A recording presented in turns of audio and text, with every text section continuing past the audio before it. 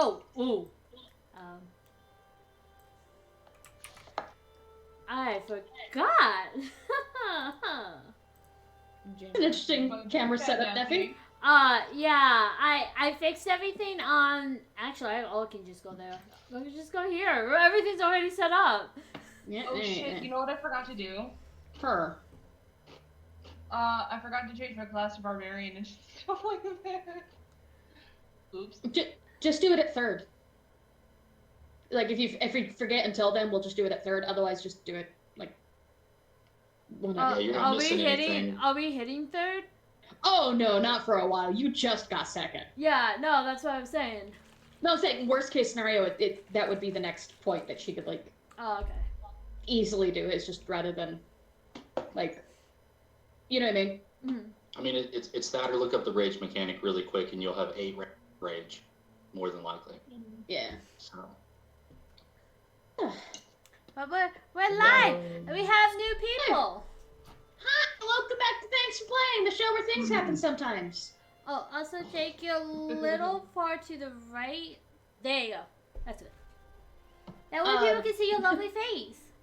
Yeah. So as y'all know from last week's stream, if you were present, or if you weren't present, hello. Welcome. Join us. Stay a while, please. Please. We lost 2 of our players recently. Danamoon and Kay, or Ahmi and Saren, will no longer be joining us. Just wasn't a good fit for their table. Wasn't a good fit for our table. No hard feelings. But that means that we had some open slots that needed filling. Wink nudge. And we got 2 people to do it. So if you guys want to introduce yourselves, go ahead. I'll go first, I guess. Yeah.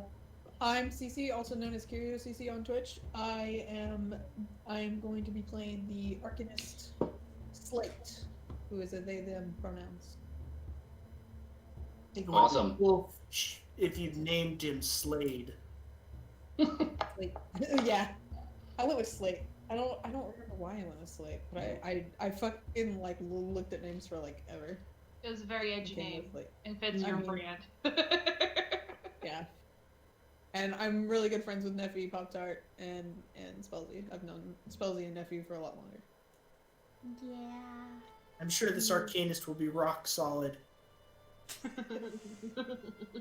So glad the This fun is what never you're gonna left. get to live with for a while, hon. What? I'm getting it from 2 sides, I guess. It's fine. You can get a good couple boobs on the side of the head. Awesome. Nerd. And I'm Jake. I will be playing Grokon the Storyteller, a half-orc skald in this campaign. Heck you. And for those of you who don't know, you've heard me mention that we played Kingmaker before. Jacob for Husbando and I were those players. So, like, we're getting the OG group back together. Now with 3 new people! Yay! Friends becoming friends with each other. The hope is I don't die multiple times this time around. Oh! Can we tell them the story? No. Okay. But we'll have some sort of like behind the scenes something someday. Like Q&A thing where we'll answer questions shit when we have enough people do that. So hey, if you subscribe and like become a regular viewer and stuff, eventually you might have a Q&A and answer questions. Wouldn't that be cool? Yeah. That would be cool. I say so. I'm the DM, so do it. I'll answer all sorts of questions. Though I doubt they'll be aimed at me. Just remember, you can always ask. Just make sure you want the answer. Yeah. So anyway, that's our new players. And we're going to introduce them today at some point, probably. So, I hope so, because otherwise it's going to be a long 4 hours. Anyway, so welcome to Thanks for Playing! So, when we last left off for our returning players, you guys had returned to Oleg's trading post. After a resounding defeat at training. Yeah, after getting your asses whooped by Keston and Isco and realizing that, oof, your tactics are bad. And that's being kind. We did okay tactics-wise, we just weren't good. You know what the opposite of good is, Neffy? Not that. Learning. It's all terrible. It's fine. Come to the conclusion. So, after getting your asses, in the most friendly possible way, whooped by Keston and his crew, you return to Oleg's trading post, licking your wounds, incredibly sore. Some of you will be more sore tomorrow. And that was that. Saren had not been present for it, as she had gone off to the forest to go commune with nature and her familiar. Upon returning, your companion Ahmi, who is, after having a pretty panicky moment, retreats with some tea to chill the fuck out, basically. To calm herself with tea, and requests to be left to her own devices for the evening to think about what she witnessed. But otherwise, in the evening, you guys are let to do whatever it is you wish to do until dinner and bed. Well, I know that we had conversations, both Mayin and I, and then Mayin and Ami. After the laundry was done, Sakura would probably go out and actually help with getting dinner set up and helping Lana do the cooking and prep. Okay.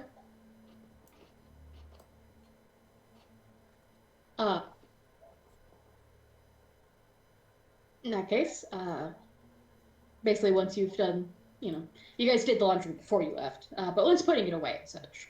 Yeah, so that's where Sakura and Mayin had their conversation. I remember some embarrassing bits about underwear.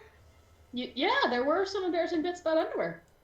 And then Mayin and Ami had a conversation while Ami was up in the catapult, because apparently that's a hangout spot. It's where all the cool kids go. No worries, I didn't pull the lever. Damn. Dinner that night is a relatively quiet affair.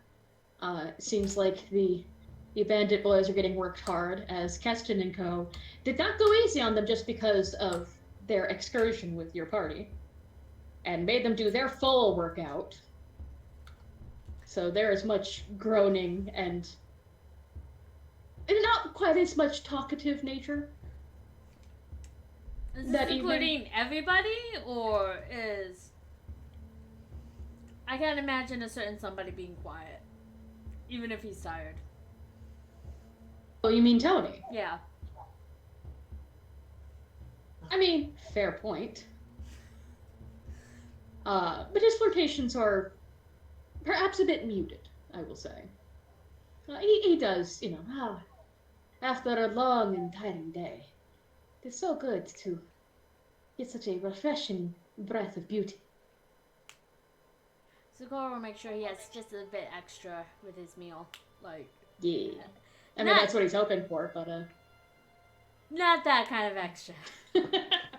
Fair enough. But yeah, it seems that upon... Perhaps, it would be easy to assume that perhaps upon seeing the performance of your party earlier in the day, that Keston then may have pumped up the training a little bit to start covering down, as they realize that, it's not just training these boys up to not suck, but also let's actually get these guys going into something worthwhile. Let's get down to business. Oh yeah, there's a whole montage. I'm just trying to He's figure muted, out... and I can already hear him saying it. Oh yeah. No volume needed.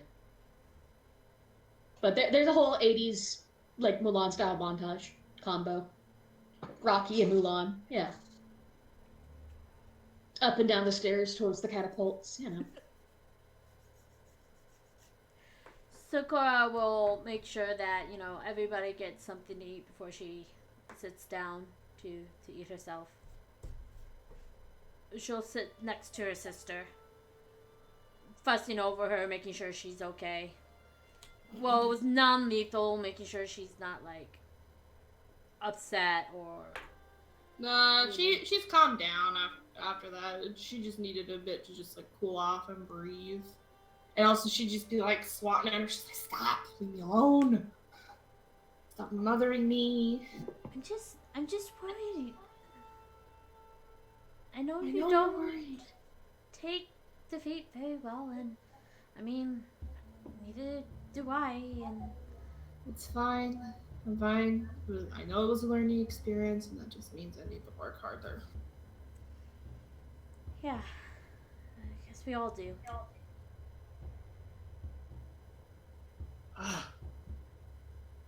Maina pauses and Svetlana, your meal. What you are doing with this reminds me of home, and if you keep doing this, I will. Oh, I may just stay for the rest of my life. I appreciate the spice. So, you know, the idea, but you would have to negotiate with Oleg, of course. No, I was trying to be polite. I wasn't insinuating anything. You weren't? Not this time. Then I guess I better add more spice. Oh, please. Hell yeah. For the 2 players who haven't watched, we are spicing up the food because there's an individual we have come to disagree with who doesn't like spicy foods. Sir But, Jihad, the misogynistic priest. But Maine isn't 100% caught on to that fact, but loves spicy foods. And you do, if you glance over at Jihad, you realize that basically he's taken like large pieces of bread and is like taking just the back of his spoon and kind of spreading like a little bit for flavor, and that's about it. Let me show you how you are supposed to do it. You get some of this. Oh no, friend. You really don't have one of your Keston, one of your boys. He has whiskey, fire whiskey. I'm quite fine. Fire whiskey. I couldn't possibly. Trust me, Jihad. This will put more hair on your chest than a bear in winter. I really don't need any. So And Cora's more color gonna in your lean clothes. over. Should we? I've seen you shiver. You need a little bit of warmth. The shivering has nothing to do with cold. It's Excitement. I know. It's for this. It's I really promise. not. And like Josh is making these half-hearted, like, please don't. Oh God, stop. But like in the most polite way, where he's not actually gonna like tell you a firm no, which is the only thing that would probably get you to actually back off. He's just gonna be like, no, you really don't. That's so you know, you've taken them to a bar, and if you haven't, you've been that guy at the bar. Diplomacy of 17 to convince him that Oh no. And the best part is because you didn't make him unfriendly. Oh no. this is something that I understand we had such a rough beginning. I want to show you that there is no hard feelings. Oh no. Okay, hold up. You're fine. So One many moment, people tackling please. right now. 1 moment, please. This is good. It's so good. I love it so much. Fireball alcohol. I know. Who is it? One of Keston's boys probably has it. I mean, if not, okay, let me Just insert random name of that group here.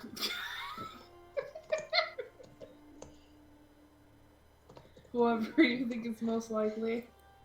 No, I'm just pulling up his Is stat it block. bad real if I quick. just have the Bibble song playing in my head right now? Oh, goodness me. Oh, come on. Oh my gosh, this is great. But I There you go. just want us to potentially experience each other's homeland foods. Oh no, okay. After a bit of gentle, like, come on, of course, it's not a rough beginning. A cultural exchange. After a few minutes, you see him kind of relent, and well, I mean, I suppose a cultural exchange would be a community building to bring us together. Well, how could I refuse that? Mayne's not so much of an asshole to like pour him a big drink, but he does give him like a shot and a half. Kana's gonna get his attention. It's just like, hey, Mayan, give me some of that. For reference, just that way you have an idea where you stand, Mayne, you have now made him friendly with this little trick.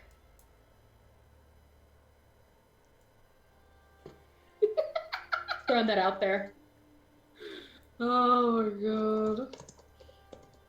So, you have some fun, very gently, I guess, with baby bits. Again, and the thing is, as if you couldn't tell, because anyone could tell, he's a bit of a lightweight. So, it doesn't take long. I'm waiting for him to become piss baby. And I appreciate having a bit of your time and sharing this cultural exchange. Enjoy your evening, Father Jihad, and I hope you like a taste of just a little bit of my homeland. Oh gosh, I'm double checking real quick to see if I can find a appropriate, just fireball. No, that's not what it's called. You fool! You foolish fool! I could pull up the alcohol in a minute. Yeah, I was just looking real quick while we were doing it.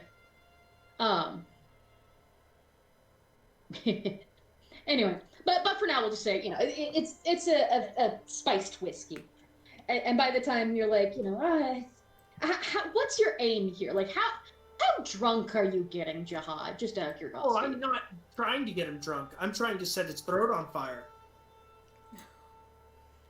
Capsaicin and alcohol probably So, like, don't mix. So, like, 2 sips is what you're saying. A shot and a half, yeah. 2 sips. You said to set his throat on fire. 1 sip. Oh, it doesn't matter. It doesn't matter. He sips because he's that guy. Yeah, it's awful. that face, Cece, exactly. Because he has no idea what he's doing. So he's like, no worries. It's like this, and I like tip the bottom of the glass up. There you go. No. He sputters a little as you. Oh, no, do you rub his throat? No. Does Sakura see any of this? Oh, this is happening at the table, so I would assume. It is really hard for Kana to not laugh. Like, she's trying to keep it in so There hard. you go. No, that's even better. Sakura is just a very concerned, worried look on her face. Like, should I interject? So, do you want it to be Chilaxian pepper whiskey, or would you prefer it to be throat burn? I don't like these options. Yeah, I like him. Let's go with Chelish, the Chelish whiskey. The Chelish pepper whiskey? Yeah. Okay, we'll go with that. So yeah, I do come from a noble background, so I probably have a favor for higher brands, and it is coming from a more legalized source. I mean, it's sold in Corvosa and such. It's pretty common. It's pretty easy to get. So all things considered. So yes, you managed to, amongst this group, you managed to find somebody who has like a half bottle. Who once you tell them what you're using it for, go take it. And you get Jihad to drink 1 full shot, and he drinks it, and then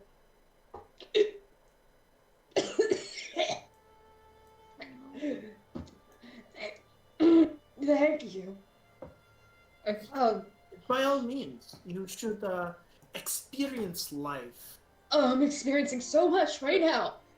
When so yes, Cora's going to pass him her It loaf of bread. helps if you immediately like take the shot after you And like have there's like, tears like starting to like trickle down his face as he Like- is struggling not to vomit.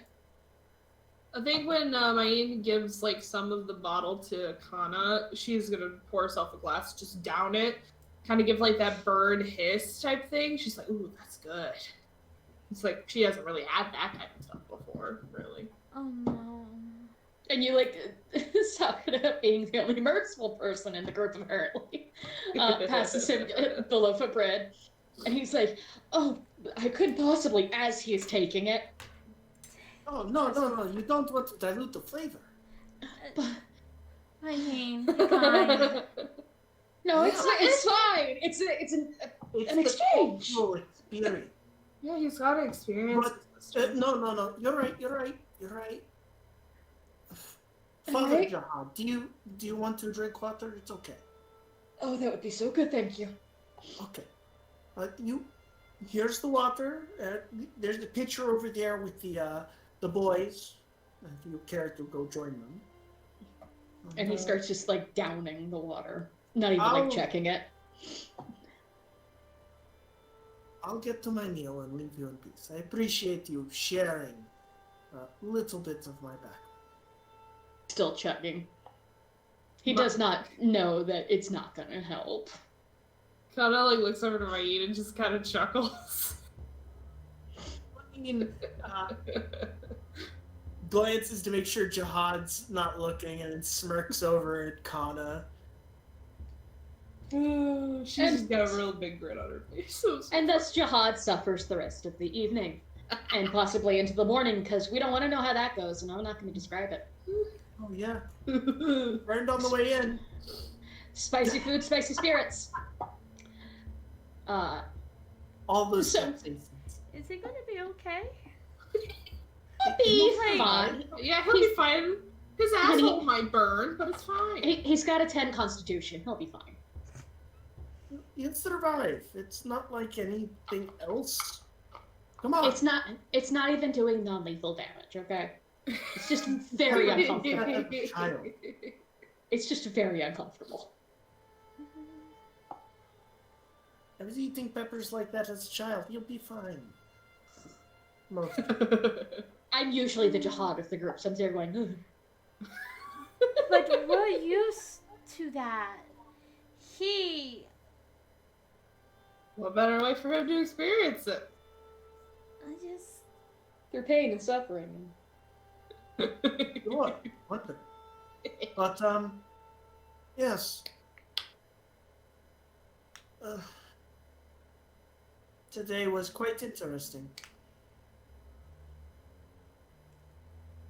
Yeah.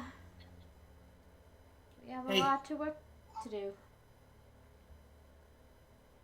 We learned, and it was important. Yeah, it's better we learn it here than out there. The hard way. I don't want to We lose should anyone. potentially talk to them about more training. I think it would behoove us all. Well, when we are available, we should leave the fort soon. Yes, especially since I know Ahmi doesn't sleep well here. You know. And I don't want Saren staying too long out in the forest. That's true too. She kind of glances back over to the father. Maybe it's a good thing for him to learn other cultures. Let's It just would unfold. behoove him to be more understanding of others. Yes, that I can agree with. But Maybe next time I should ask the Father Jihad for an arm wrestling contest. looking at your arms, I don't think you need to rip them off.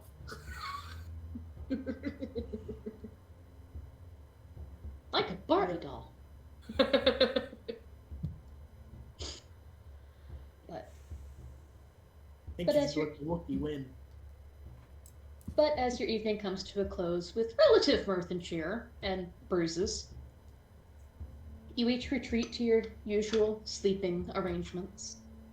Mm. The night is dark and cold. Though it's almost warmer than it has been some nights by a couple degrees, enough you can feel it. When the wind blows, there's a distinct biting chill that foretells snow on the way. Maine kind of glances through his survival guide before going to bed. And what's the weather looking like over the next 24 to 48 hours?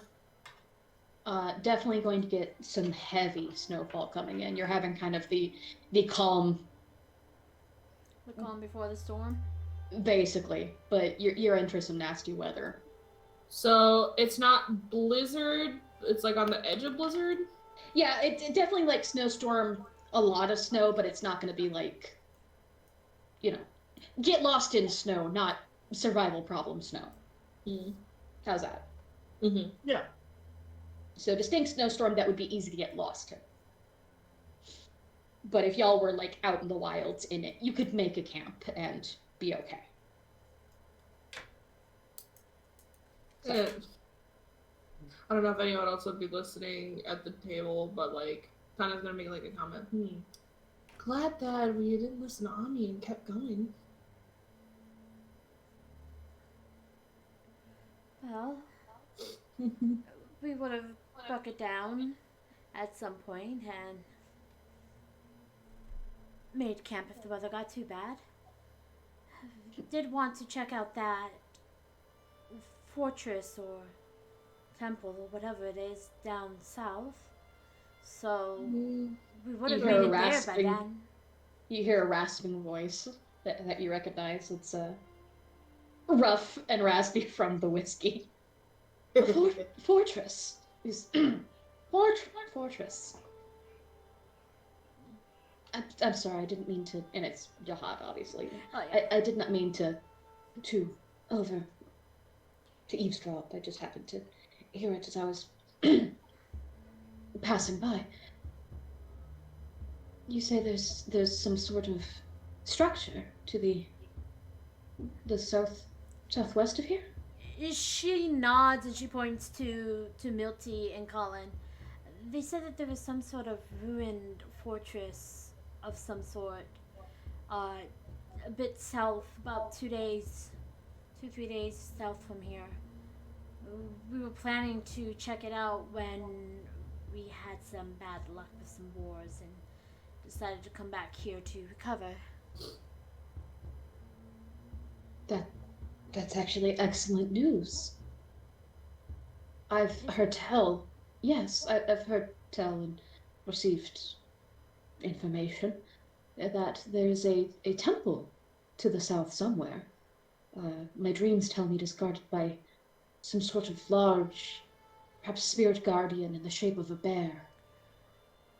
But surely it must be a temple to our deity. Sokora's tail kind of bristles a little bit at the sound of a very large bear, as well as sort of like a guardian spirit protector of that place. Maybe it is good fortune that we came back when we did, otherwise I don't believe we'd be standing here now. And not if anything from today's trial has proven. Obviously, I cannot offer. Sorry, go on, friend. Standing. Erastil is a god of nature, Yes. community. If there's a bear at a old temple, would that not be a guardian of some sort? It is, and her eyes kind of glances over towards where the supply shed is, where Ahmi has been taking residence. It have been rash to go in not knowing that sort of thing. That it would be very easy to offend and attack first instead of reasoning? Or Believe this guardian is of old Deadeye. I believe he is someone trapped, tortured even.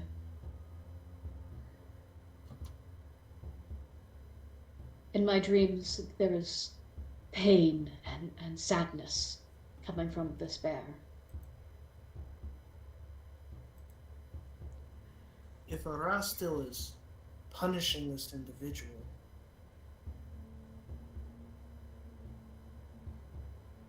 why are we to take our hands to defy that? Offense. I mean no offense when I say this, friend, but if you believe this is some sort of punishment of our deity, you know him not. I don't. This He's is not his mine. way. This is not his way. Sakura will Let's take kind that of into consideration. Sakura will kind of reach out and kind of lay her hand on his, and it doesn't sound like anything my god would do. But if there's a way that we could free this creature, I would like to have the chance to try.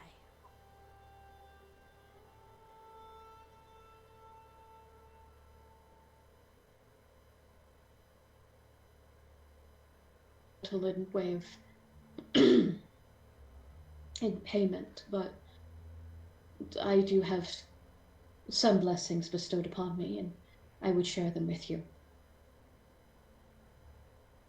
Do you know how we could help this creature? If it is truly trapped and in pain? I do not. I know nothing more than what I have told you.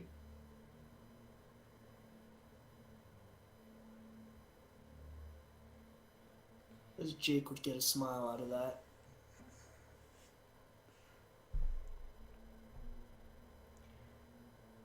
Sakura will sit back in her seat a bit and just think for a little while. Do you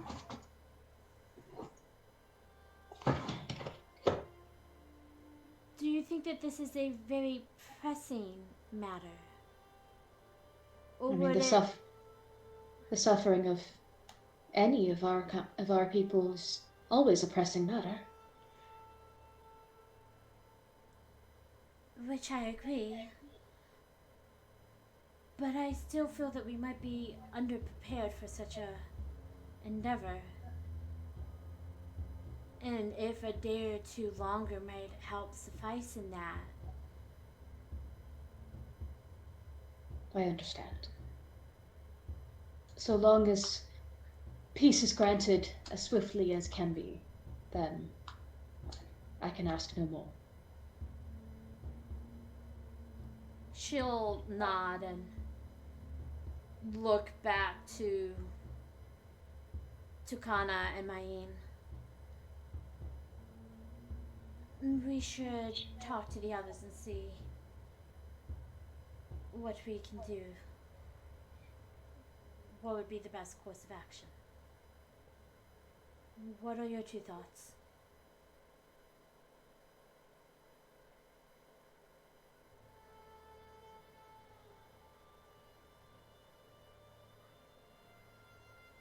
No one?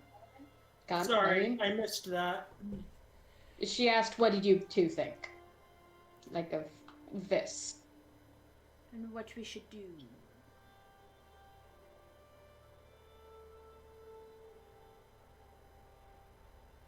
I would like to rest on it for the night and think about it. Actions involving deific powers, whether we know it's or assume we know the right answer or not, requires deep thought. And I would like to talk with my great. I would also like to talk to mine as well. I don't. Something doesn't sit right with me helping out. That's another thing for another deity. I have no issues helping. I just want to ensure that I think properly. That is fair enough. And Right. we can also bring it to Saren tomorrow. And Ahmi tonight or in the morning. I would tell her in the morning. She has had the worst of it from us today. I mean, as far as, like, how we've handled everything. Yes.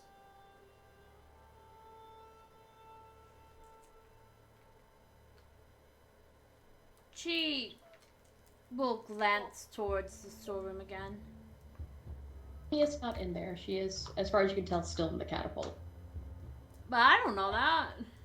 I know, I'm just saying that. Okay. I'm informing the group what you see and then the group. Oh, The yeah. parts of you that know. Yes, so that's last Mayeen saw her, she was in the catapult. She did come down briefly for dinner and take a bowl, but she went back. Oh, okay. I'll say that, just to make that a little easier. But she does seem to be going off by herself for now. So, with that in mind, decisions made, and Jihad seems agreeable to the current plan of action, which is sleep on it and reconvene in the morning. You each retreat to your various sleeping places and curl up for a night's rest. Now, overnight, if anyone wakes up to pee or anything like that, as you do, snow does roll in and begins falling at about 2-3 in the morning. First lightly and then more heavily the closer to sunrise it comes.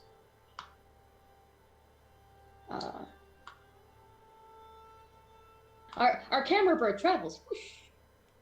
I don't know if he's in here. I didn't check. But camera bird, it's your time to shine. Bird. And travels forth, moving onward over the snow-fallen lands, deeper and deeper north, where we see a caravan. It, for the evening, has made a roadside camp, circling up and a fire and such. It's a relatively small group at this point, just a handful of people. A human, a halfling, and at least one half-orc, and one humanoid, I'll say, for our purposes here. Grokon and Slate.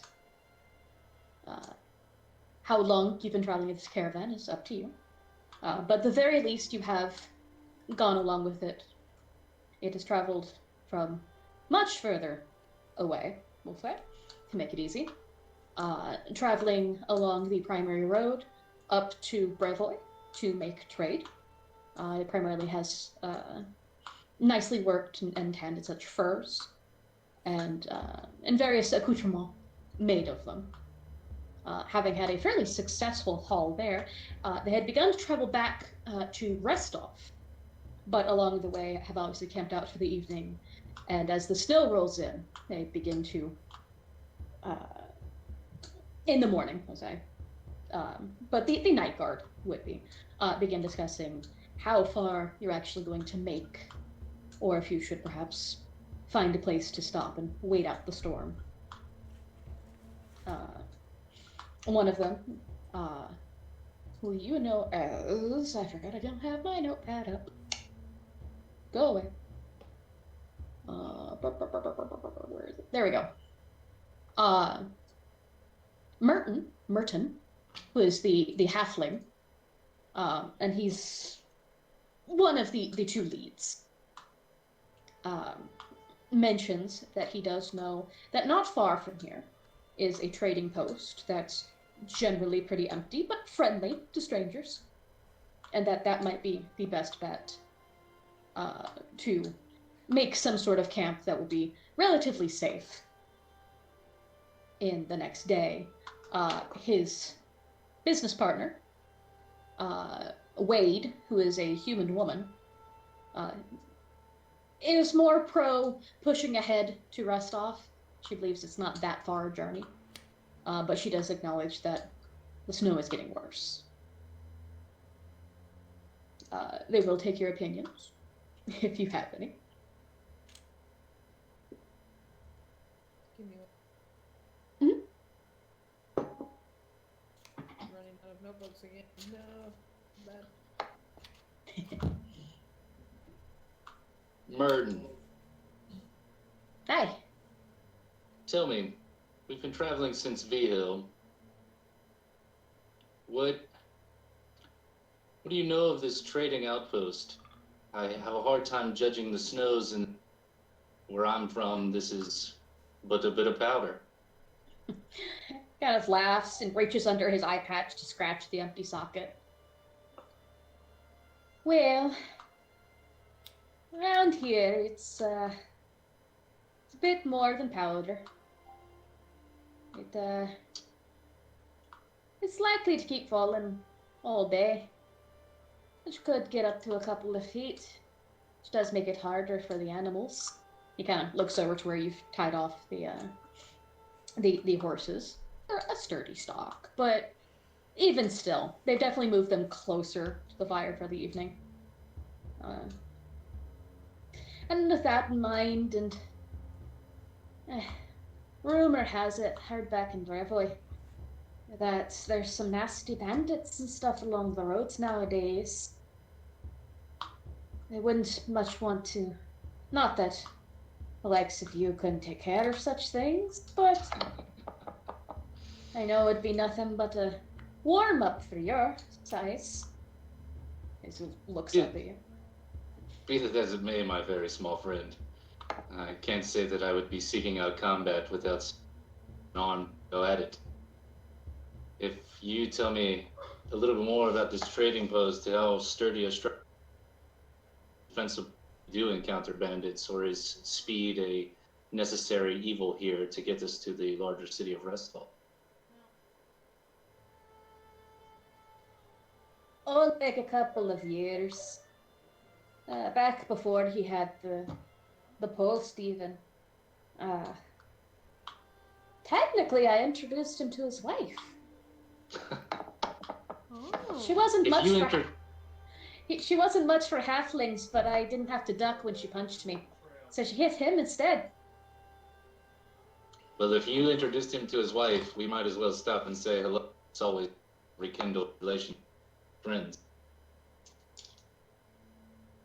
I think so. And I'd actually appreciate it, since I'm not wanting to go all the way to Restov. I was hoping we would hit this trading post anyways, as I seek Varnhold to the east. I might have good rumors about anything happening. There's some sort of explorers or something going on. Maybe they need supplies. That's what my contact that I made in the capital said, that there were multiple expeditions sent forth, and I seek the lost colonies of Iberia east, and I think Varnhold might make sense to strike out from. And I think that's about settled. What do you think, Wade? And Wade just kind of blows out through her nose. Of course, it looks very smoky because of the cold. Well, I suppose if both of you are decided on such things, there's not much point in me saying no. I mean, look at this, Wade. If there's a woman there, she'll cook better than I do. That's a very low bar. That is definitely a very low bar. Thanks, Slate. You're so kind. And at that, Grokhan moves back over to the fire to continue working on the very miserable ration stew that he's working on. And it is. It's Woof. very, you know, he's a sailor by trade. He does not make Well- things with high class ingredients. Well, that's the best part is that while you guys were in Broadway, they actually got some decent ingredients, but they're just not giving them to you because they know it's no use. I can't cook with them. It's pointless. Yeah. That's They- okay. they And have- by the way, I rolled an 8 to prepare this meal. Woof. That's okay. Sakura's the cook in this, buddy. And as they eat, Merton takes one good, he's a halfling, like, food, yeah, and he takes one big bite and chews it very thoughtfully for an exceedingly large amount of time. Tasted A good, better like- than before. Like a good minute and a half. Says, this sticks to your ribs. Like a assassin with a shitty dagger.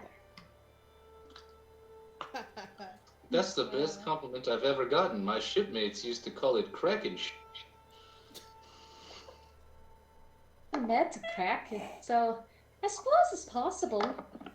But if it's anything like what I'm feeling in my gut right now, crackers are worse than the stories tell. But you got it right. It does stick to your ribs. You get there.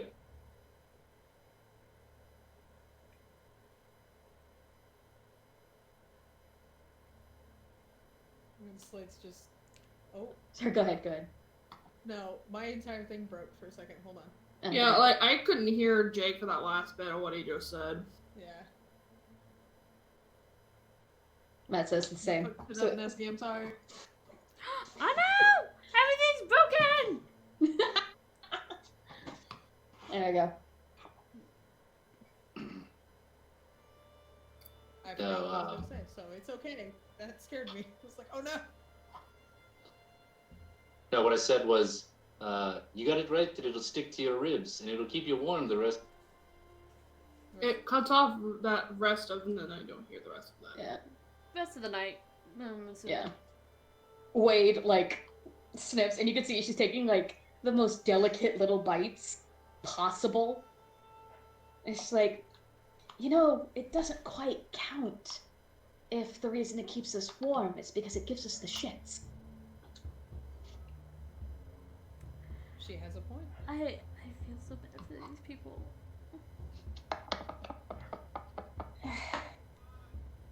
Oh no, Pop Tart. Someone, Okay. I'm broke. No, you're fixed. You're fixed now. Okay. I tried to click on you and then came back up. Panic! Yeah, I was Huh. like, oh no, Pop Tart, no. But you while away some time with, knocking your food. But that helps keep you warm. And on the bright side, there's always leftovers. It does not improve with age, by the Given way. and It given. doesn't- Oh no, that's not the line. It will keep and keep and keep. McDonald's French fries, which isn't so bad, but you're concerned why?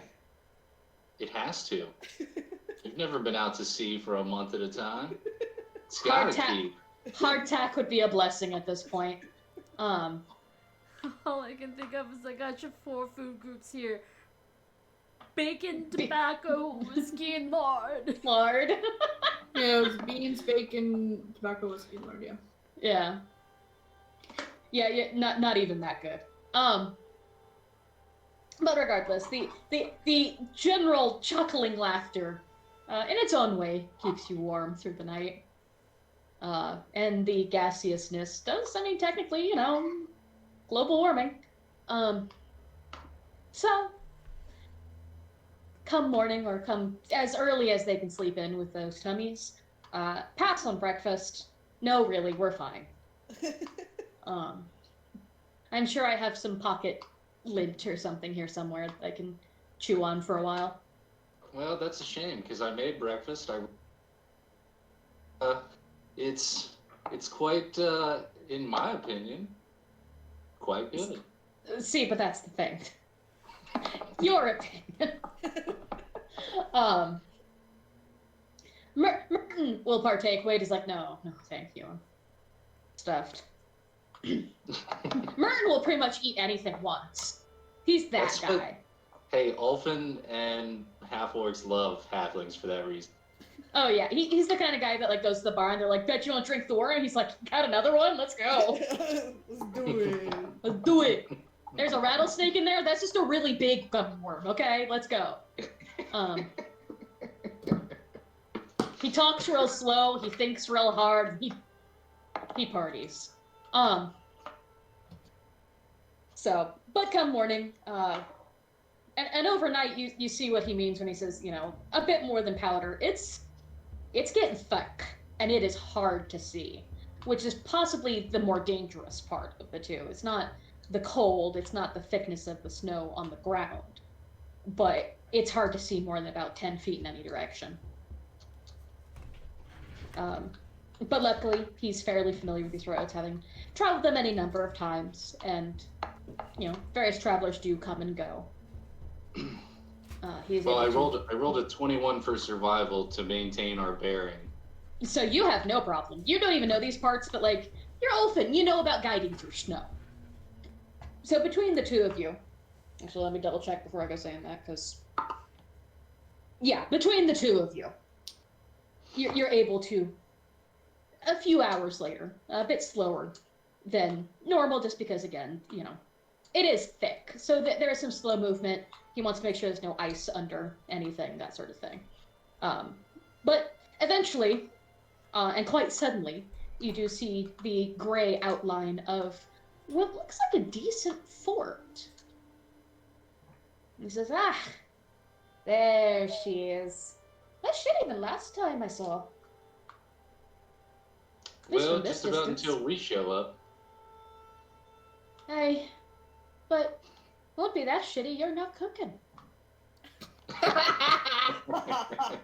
You just hear a snigger from fucking Slate in the back. Our camera bird cuts back to within the fort. Our OG group.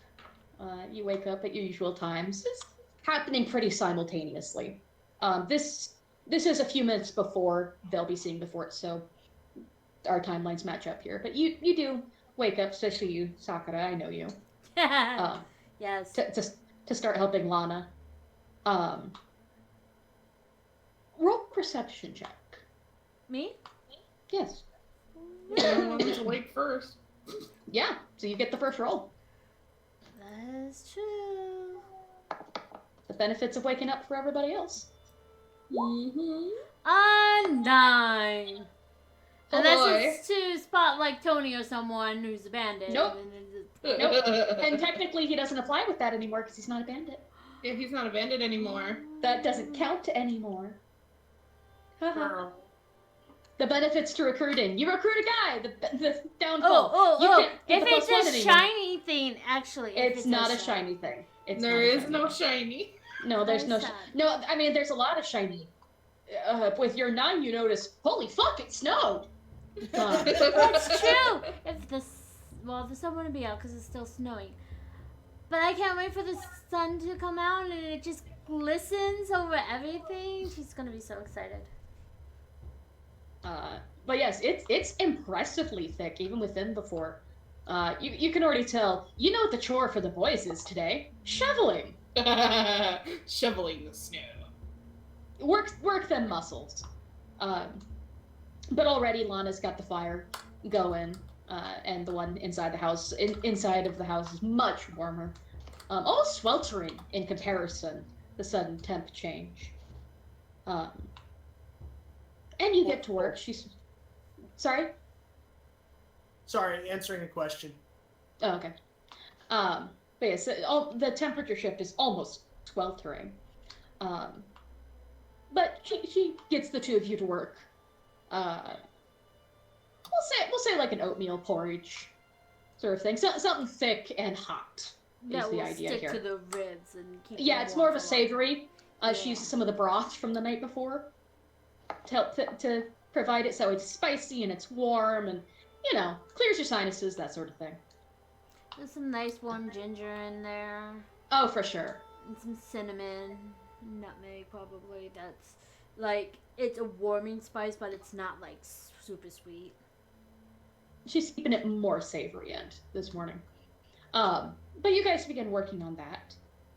Usually Mayeen is probably the next one awake. And then Kana tends to be up last. Mm-hmm.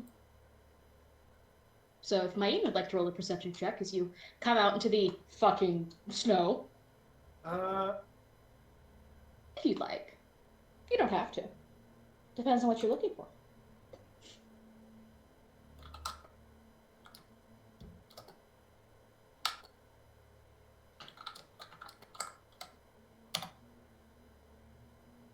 Don't worry about it.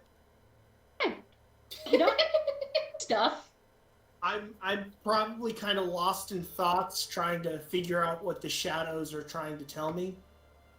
They are wispy bullshit. mysterious. They're real shady. You know? The mystery trying to figure out what they're trying to tell me. They like to leave you in the dark.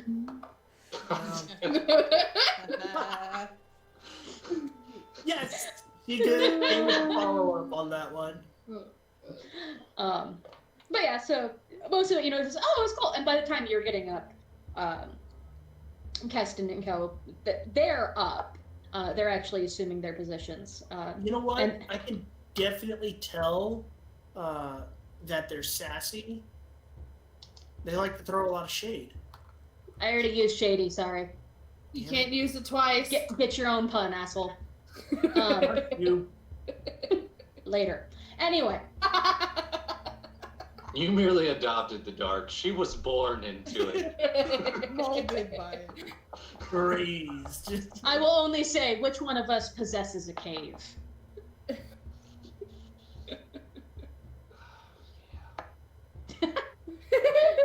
Anyway. The shadows pat you on the back and send you off with a lunch bag with a note in it that says, "You're going to have an exciting day." Smiley face. But you can't tell because they've spilled ink over it, so it's dark. Anyway. But Keston and Co are doing that. He sends out his usual boyo. One of them. We'll say Arden. Why not? To kind of scout the perimeter, that sort of thing. But you see them moving around. You can hear the rest of the men folk groaning with soreness from yesterday. And also, Jesus fuck, it's cold! With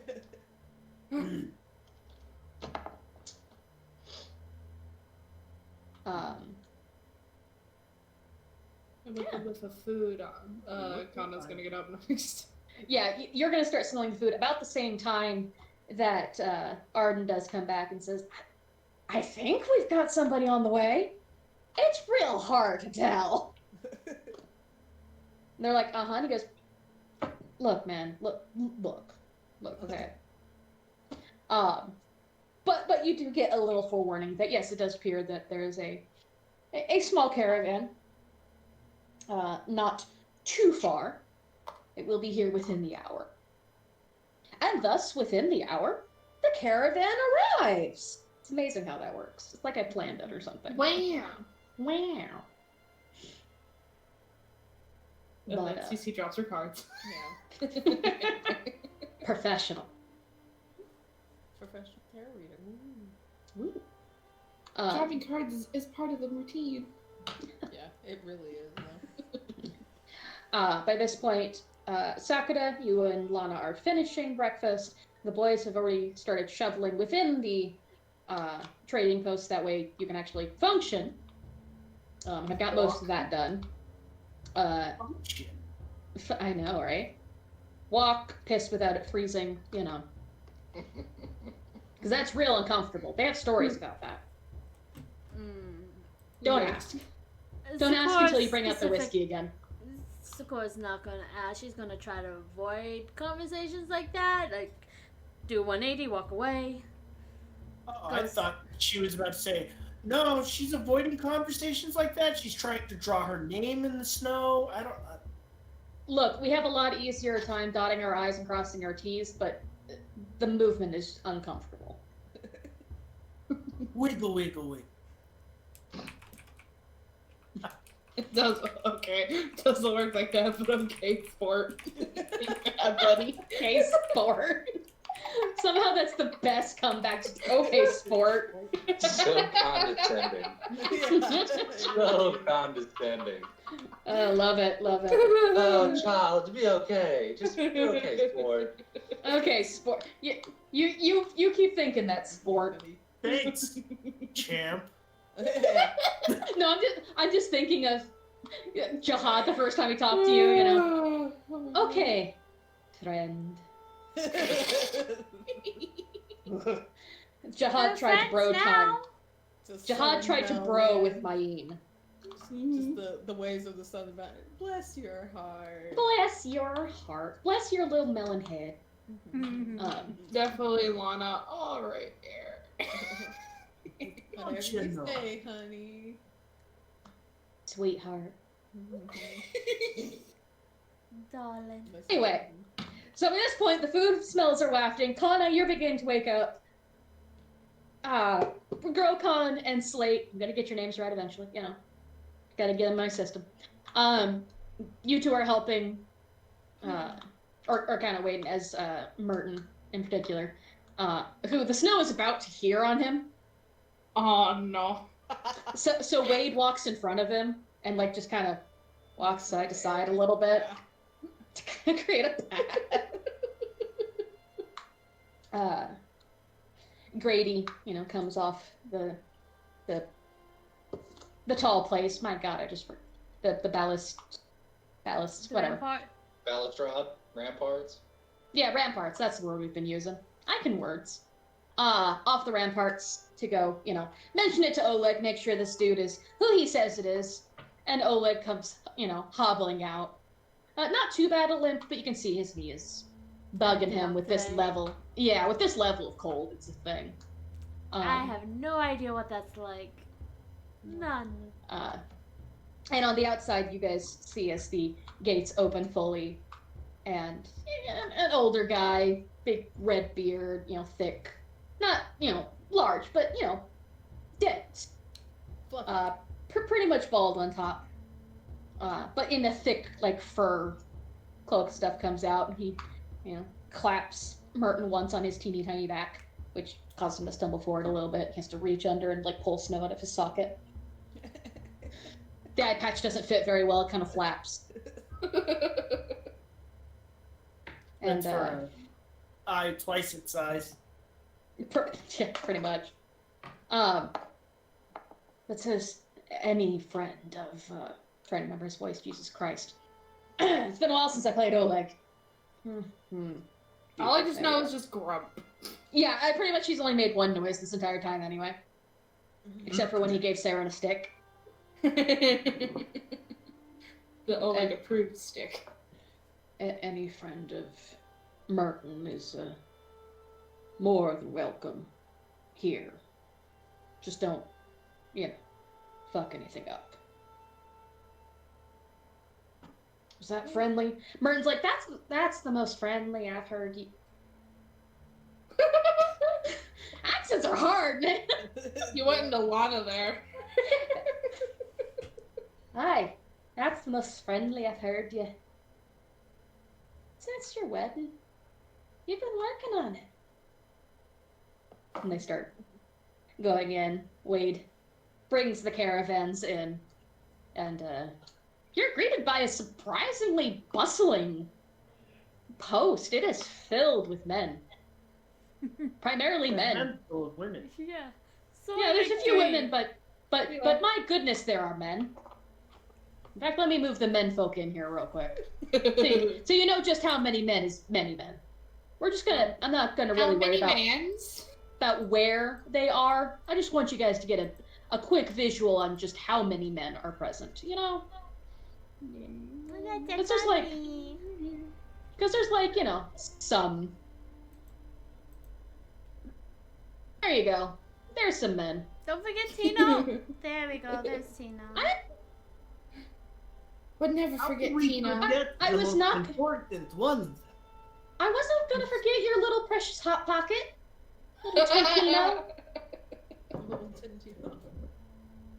For reference, Jacob, as you recall, as opposed to last time, Tino's like a 19-year-old who got lost in the forest one day kind of thing. Oh. And he's real sad, so we have kind of called him our little Totino. So now he's like our little pizza roll. Mm-hmm. I see. So he's not. We're not gonna have the. Am I mistaking Tino for the high pitched? Yeah. Okay. All right. Yes. That he isn't. He's not part of this group. Okay. I moved him to second. Okay. So no, he just everybody else here is like, oh, they're a trapper. I remember his name. I got it. Yeah. Is it Malone? I got it. Yeah. Fidel. It's Fidel. Yeah. It's Fidel Malone. No, he's later. Thank God. Pick up a 3. Asmondo will be, Voice acting that one again. Recast in that role, yes. Because he's just so good at it. I hate you so much. Oh, I know. I know. I'm excited. You I'm guys are looking excited. forward to this. Yeah. I'm very I excited. know. But yes, in this case. Okay. Yes, in this Okay, case. so Tino, yeah, I got it. Yeah. I got it. He's Okay. the youngest one here.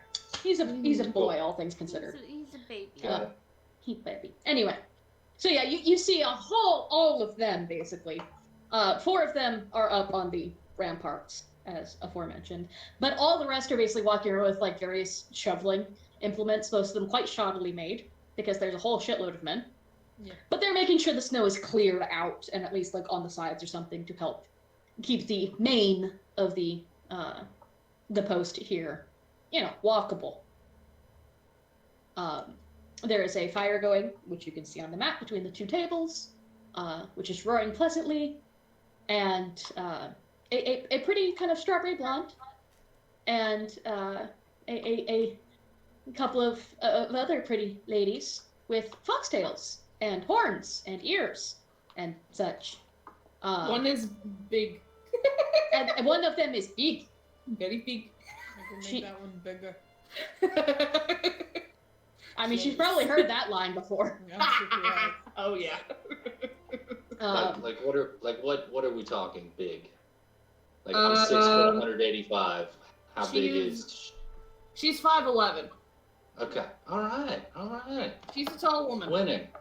There you go. You're 6 foot. Basically. In Orc is real 6 life? foot? No, not in real life. I meant in the game. In real life, I'm 6'2". Oh. This is the shortest character I think I've ever played, not counting the. My character is 6'5". Nice. He taller than me. Am I now the Blade shortest is tall person boy. in the group? I think so now. Now that the toddler has left, yes. Yeah. I'm only 5'4". Very normal. You're average size, but you're still fun size at the same time. If it makes you feel any better, you're still an inch taller than I am in real life, so. But And now there's a 5'4" is a halfling. lot harder. 5'4" is a lot harder to decapitate with it. Yeah. And look at the bright side. At that height, that means, like, if you look at, tall lanky boy over here, you could just kneecap him. I don't know. That is not a very Sakura thing to do. No. Just but don't you- tell it him he's could having a bad hair day. Technically, everybody in the party counts as a body shield. Yeah, everyone in the party counts as a body Does shield. that mean that I can hide behind No. them? No. No. I knew where that was going, and the answer is no. No. You can use them for No. cover. Mm. Mm. We're not wide enough to hide your tail. Mm. They're walking tower shields. Mm. She's not gonna use you all like that. Mm. It's harder to hide No, the big so if we tail. get six everybody drink. grouped up together in like one spot, maybe I can grouping disappear up. in the Yeah, crowd. that's not Grouping gonna up. happen. First off, grouping up, terrible plan. Go for it. Go ahead. I'll bring in a wizard. Yeah, I was just gonna be death. like, as a person playing a spellcaster, no. Fireball. Don't do that. Secondly, that's like trying to cast a hide. fireball. I know, right? Are you a Is your character a masochist? Oh, mine? Yeah. No, I just want to hide. That's my thing. Not you, Neffy! I was just talking to Jake. To let this happen. My, This is great. I mean, my character. No, my character is just he's a magical duelist. Well, I'm just like, just imagining, oh yeah, fireball, bring it to me, baby. I'm just like, oh no. Let's go. no. Let's go. No, I stay had- away from the skull. Got it. I've got magical armor against fire. Yeah, fireball is the spell I won't cast. Absolutely. Lightning? Please don't. You don't want a little snap? You're gonna get hella shocked if you have the blasting cold cone spell, cone of cold, keep that away. Fireball though, we'll play with that. We can play with fireball. Can fucks with that. Yeah. I love the Pop Char's just snacking now, watching us all. She knows all this. Making I'm all the not plans sure. on how to now kill us all because we're derailing. Nothing. I want you to understand something. I don't know. I'm not just now making plans for how to kill you all. I already have them. started. Yeah, she's had plans to how to kill us all. Next- Isn't the next- last few attempts have failed? Oh no, that assumes I've tried. Neffy, have you ever seen the Meet the Sniper video from Team Fortress 2? Yes, actually. Be professional, have standards, and always have a plan to kill every. Don't like that last That is our part. DM. That is our DM. That's See, every I character I ever I already have plans for how to kill you, but I also have plans on how to break you. Make That the gives me sad more. happen and cry. And I'm just gonna throw this out there, Neffy, because I love you dearly, and this is the benefit you get for that. You're the easiest. And Spelzy, you were asking if I'm a masochist. I continue to play with this. Yeah, we continue to play for He's played with us for years. It's a fair point. This is enough This to tell So you. yes, Yeah. that is a yes. This is my Oh, man, sixth year at this table. I've been going to easy mode on you guys. Now I've got like professional people at this table. Like you're about to see some shit. Oh no. I'm hyped though. I'm hyped though. No. I'm excited. Neffy. I'm not. Everybody else? Yes. I'm not gonna lie. I'm highly Chaos. terrified. You No, should I'm be. highly My terrified next because I character normally will play be- the tank, and I'm not the tank in this game. No, So, it's just very technically- scary. It's I know, technically and me. No worries. Next character will have the oath of throwing it back. Oh hell yeah. Mm. Anyway. But so you see the various menfolk busy around. You can see that Merton is a bit surprised at people at Oleg's, because that's weird. People, the fuck? Apparently, Oleg got this trading post to get away from people. That seems to have worked Oh, out no. so well for him. It backfired.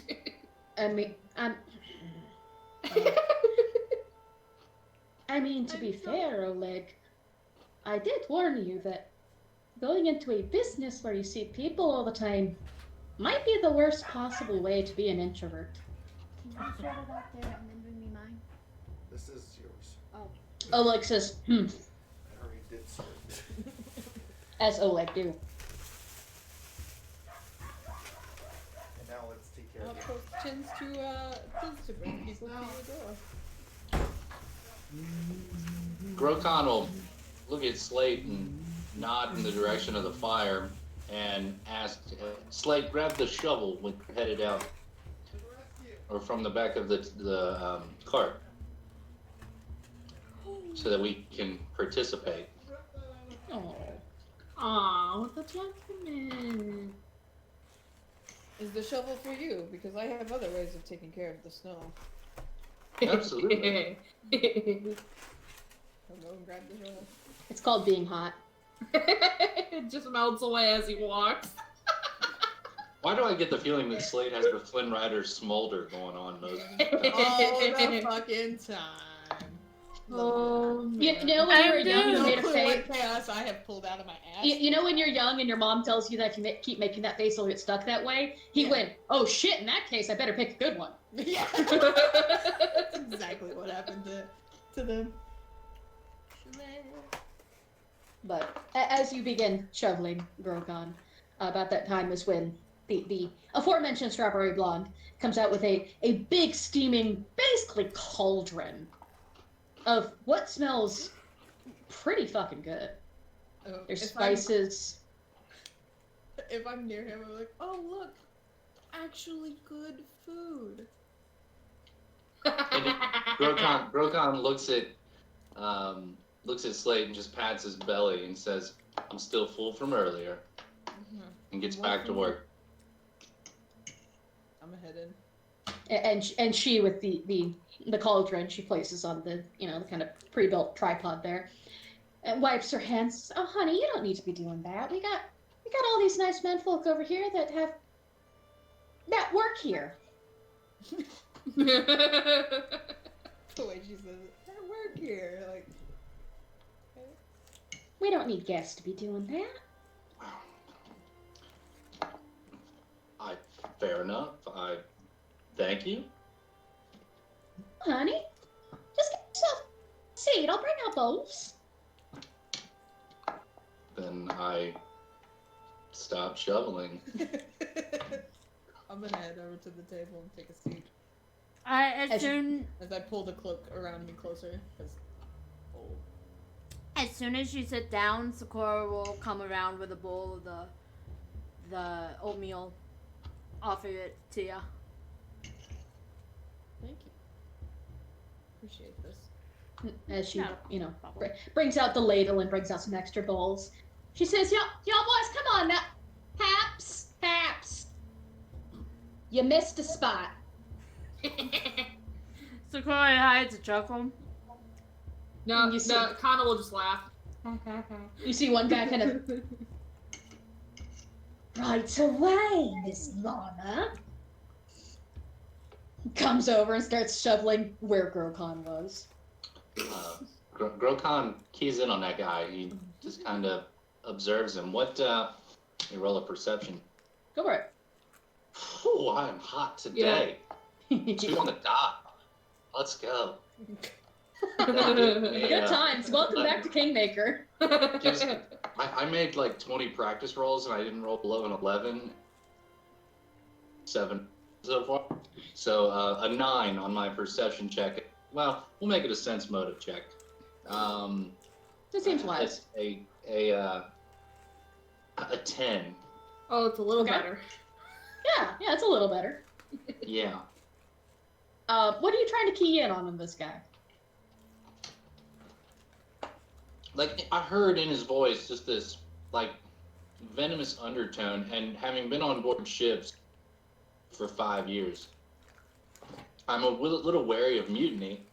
Yeah. So, like, I'm just, like, that tone, I wasn't really paying attention, but, like, just hearing that tone, so now I just want to look at him, body language without making it off, watching. Like, just something doesn't feel right. Yeah, there's very much, easy to spot, even with the 10, that he's a bit peeved at being called out. He does not appreciate, he does not appreciate the tone that she gave. But even with that, you can also tell that she, meanwhile, gave him a smile that butter wouldn't melt in her mouth, and not just because it's cold. So there's a history there that is tense. No, but as Haps is walking towards the spot, Kana's just gonna laugh at him, just But even so, the other half of it is he does come over and start shoveling. So whatever it is, it's not enough to make him talk back or not do it. Yeah. So he does go do it, and and once he's done, she nods at him and offers him a bowl, and he takes it without any real he doesn't jerk it away or anything.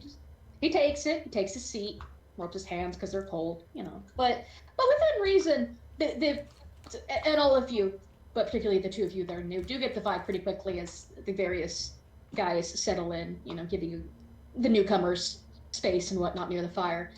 There is this sort of, there's a lot of different personalities here, but it's not unpleasant. It doesn't necessarily feel like they're all good friends, but like they're all here.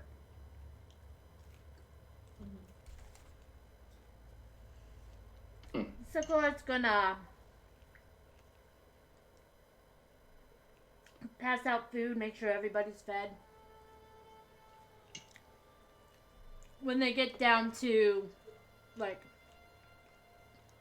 the last of people, she's gonna get a bowl and start heading towards the supply shed.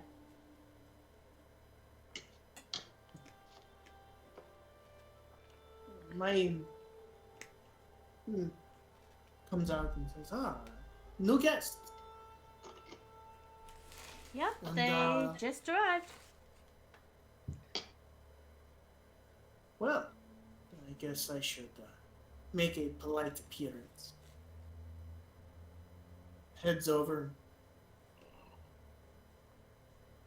I'm shifting these guys around so you can see name tags, so you know who everybody is. Ugh. The only people I don't have labeled, that's Lana, and that's Oleg. Okay. So that's Haps that gave you the weird vibe. Sure. This is the group of 4 guards, Keston and his crew. That's Oleg, that's Svetlana, and then thank you, Mike. And then these are that's Jihad. I should label him. No, you have him. There we go. Would provide the benefit.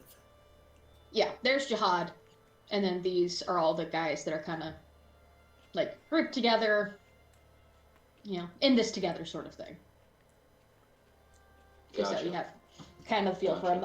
I'm leaving nameplates on for now, so as you guys get to know them, you'll know who you're looking at. Do we have tokens yet?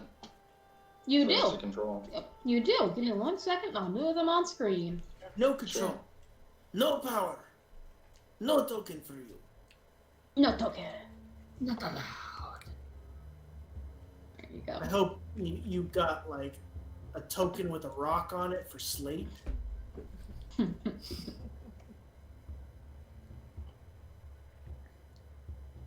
And a green guitar for the Scald.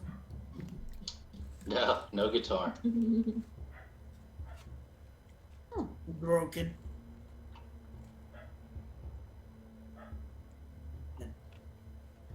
But Of all the dark colors. That's what I've got to do. Okay, you should be able to control them. There you go. Should be good. So people can get a better look at those tokens. well, I can also just make them bigger for a second. yes. So don't please. move for a moment. I will. Oh, bam. Well, doesn't he look like he wants to be a sex machine? So there's our Scald. Except he's teal. I do appreciate the fact he's like using Norse runes, which is very. And there's Slate. Edgy person. You can't tell me you expected anything different from me. No. I thought he'd be older. Nope. He looks like he came out of a K-pop group. That's even better. You mean like the new DVD killer? Yeah, right? Yeah. Anyway, so those are 2 new peeps. Our changeling friend and our half-orc friend. So. Yep. Anyway. But, indeed, I look for the lead of this small caravan coming through.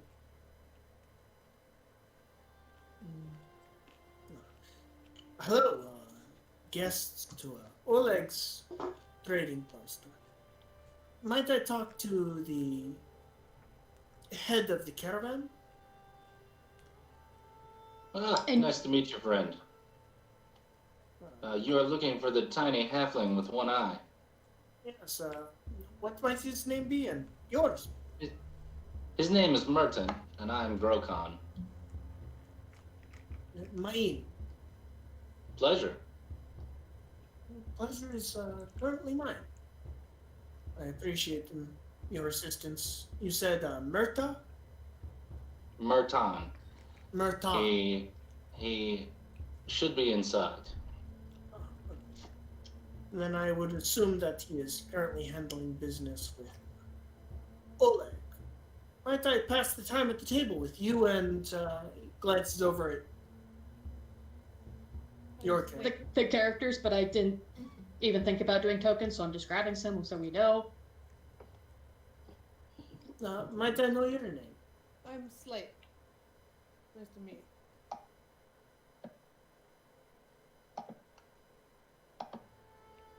Check on knowledge nobility to see if I recognize any identifying items of peerage. Certainly welcome to try. Ooh.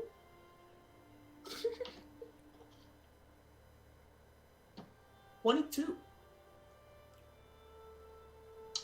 You notice a tabard on Grokon over top of his armor that indicates the Ironbound Archipelago. And Ironbound Archipelago? hall in the hall of the Linorm King White Estrid. And anything of Slate? No, he has nothing that is noticeable on him. He's just wearing regular artist like type clothes. You would notice that probably the fact that the fact that both of his eyes are blue and green. One of his blue, one's green, and there's a black. His entire white sclera is actually black on green. But nothing nobility.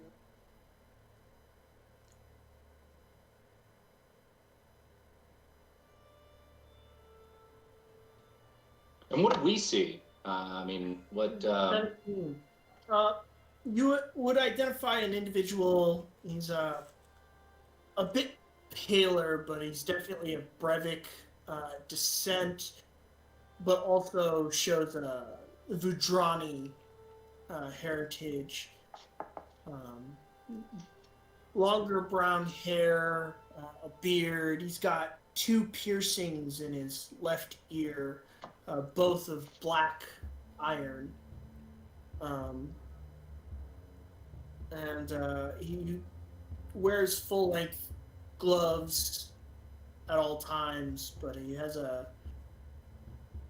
holding his armor clasp closed on his leather armor is a symbol of I believe it's a mountain and a fist, but I have to re-look.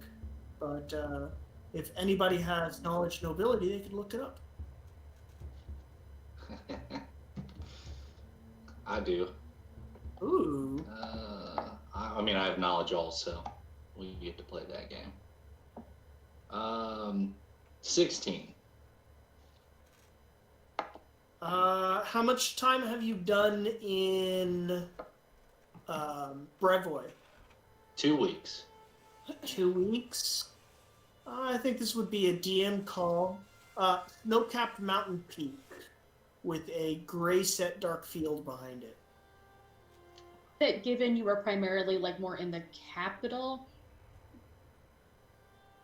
with a 16 you'd vaguely recall. You'd know the name of the family, but not a whole lot about them. But it's Heraldrick of the House Garess. Got it. I forgot there is a symbol on me, but it's not nobility related. Okay, then tell him. Because that's the check you made. Therefore, you know nothing. Not with I that just check, totally but I could probably forgot about it. That's run fine. through others later. Yeah, no big deal. But you've traveled quite the ways there, Groken. The Ironbound. Yes. you know of the islands, do you? It pays for one of my background to recognize great kingdoms. And yours has been known for many, many lands for its heritage. As it should be. Our queen is the greatest Linnorm king of all time. Not only did she best a Linnorm in combat, be set upon in obedience that it now lives with her as her thrall.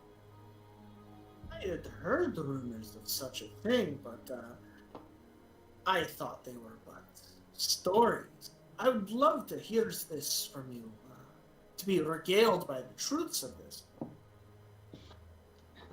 I will happily do so this evening when we're sitting around the fire. Well, and I guess this evening will be one of quite enjoyable circumstances. But yeah. I'm gonna need a lot of alcohol. It might be a good time to pull out the Chelish pepper whiskey. Confiscated a few casks of that in my day. You hear one of the guys from nearby go, or the lantern oil.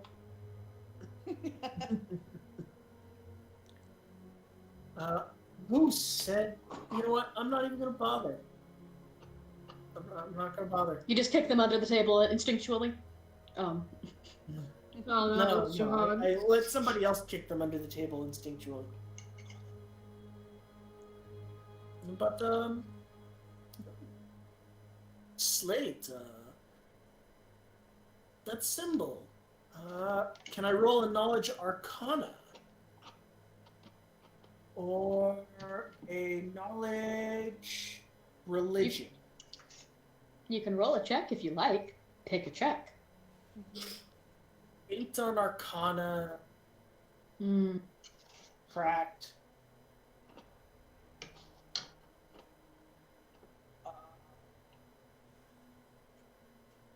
20 on religion.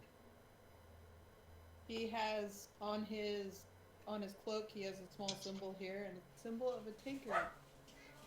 The symbol of Caden Kayleen. Yes! That's my deity too! Yeah, good! So we would have probably bonded over the fact that we both follow Caden Kayleen. My like hometown is all about Aristor. Mm. Caden. Yes. Yes. Oh, it's So good. here's we I'm have gonna, a Cade night. I'm gonna be over here in the dirt, just playing around, drawing pretty flowers. The only one who worships Erastil. We're not gonna But talk. I mean, You have Jihad. We're not gonna yeah, talk about you him. Not him. He don't count. He don't exist.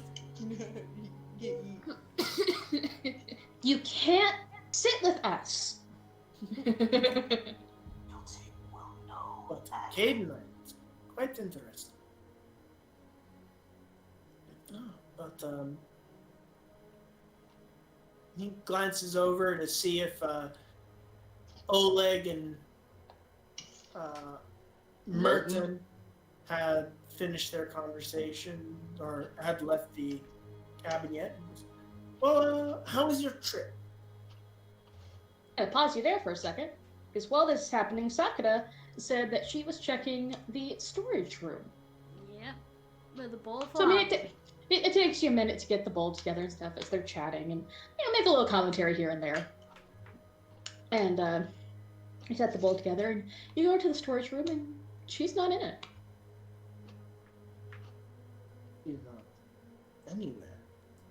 Shush you. She, You're not the DM. No, I mean like anywhere. PC. she's going to look around the room a bit, see if, like, you know, maybe RK is around, or, you know, not that she ever leaves RK alone, but like, Perception check. what was that? Perception check, friendo. Alrighty. 19. Oh yeah. You do realize that in the middle of the room where like she normally sleeps, on top of the folded blankets is a single small folded piece of paper, just once over. And upon reading it, because I know you, Yeah. and I know how D&D and Pathfinder work, upon reading its contents, the note is very brief, almost impersonal, and it simply says, basically, family matters. RK said we had to go. Ahmi.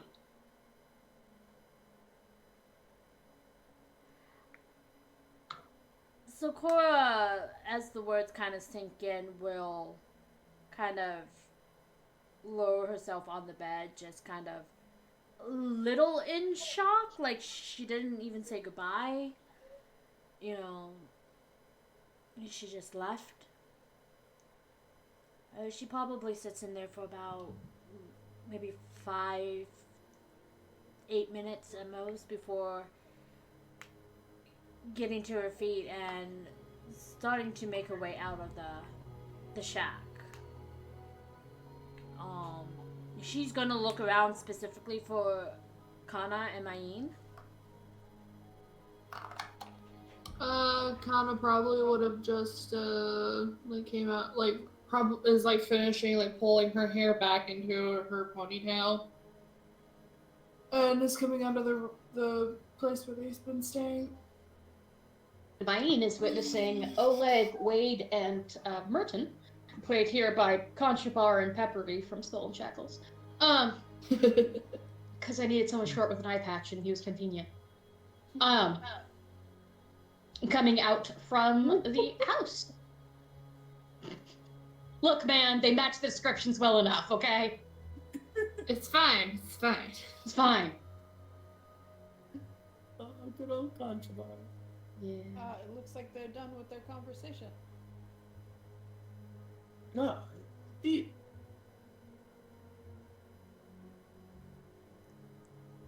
It's all happening in time. Oh, Yeah.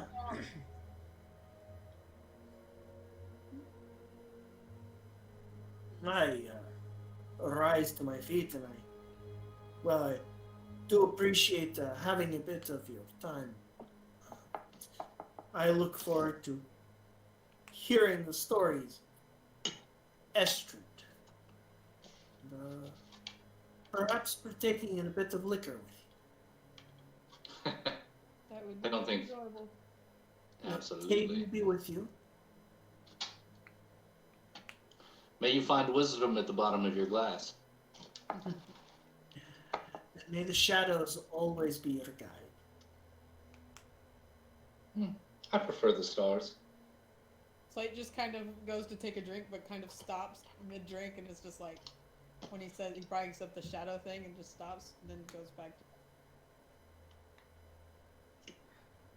That was just ironic that that happened at the same time I was actually taking it. would Mayin be the closest to Sakura coming out?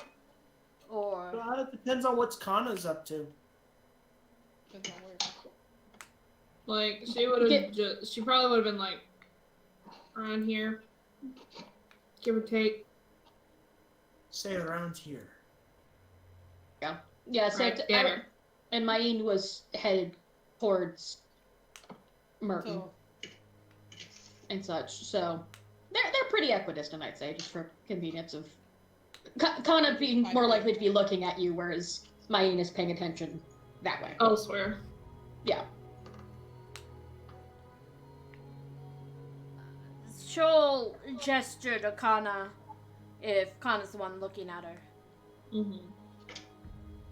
She is going to try to call out to Mayin, but her voice is kind of broken a bit. Like, not as strong as she normally would.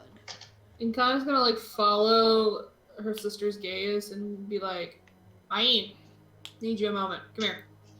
And goes over to Sakura.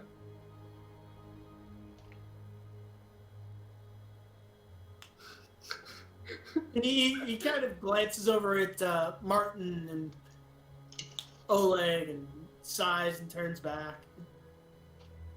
Not the name Staring tag, at you. man.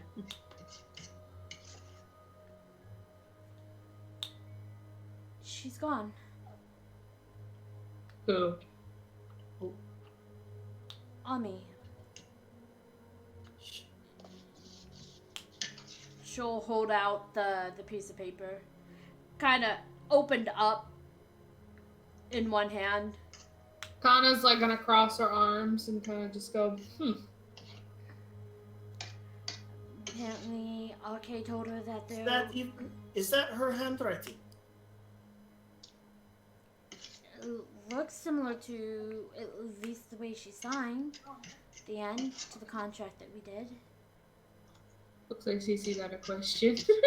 I'm holding my finger up so I don't forget. I'm just letting the conversation, because I just want to see if he can hear, or if they can hear the conversation they're having. Catch it. If we can, I'm not paying attention He because asked I'm about paying attention to the other people there. Saw her leave. I'm honestly not surprised she would leave. And to answer your question, CC, I'd say depends on how private they're trying to be. Is whether you need to roll or not. I know that It wouldn't Sakura's be like- not necessarily hiding the conversation, but she's a little No. shaken, so she's not strong in talking. It's probably like normal like conversation, type of tone. So possibly. Catch tidbits without roll. You can tell they are talking about somebody. Roll this, though? Yeah, you could roll to see if you can catch more, basically. It's a 19 on the die. Yeah, so you can hear this pretty well. I have a +6. It's a 19 Yeah. on the die. Yeah, 19 on the die. Yeah, you can hear this conversation pretty well. It catches your attention. I'm just listening and why I eat and drink. Because, good food, it's hard to come by. Like heat to it, like Yeah. Oh. it's nice. It's nice. Savory and spicy. Spicy there, just like a heat, I can imagine Slate sitting there across from me, and I think Slate's paying attention as I sit there and discuss the pros and cons of the current movie. It's like half paying attention to you, but full paying attention to the other one. Right. Sure, But man. I'm just totally not I'm not eavesdropping at all. Like, I'm just engaged. Yeah. Yeah. The last I saw her was at dinner last night.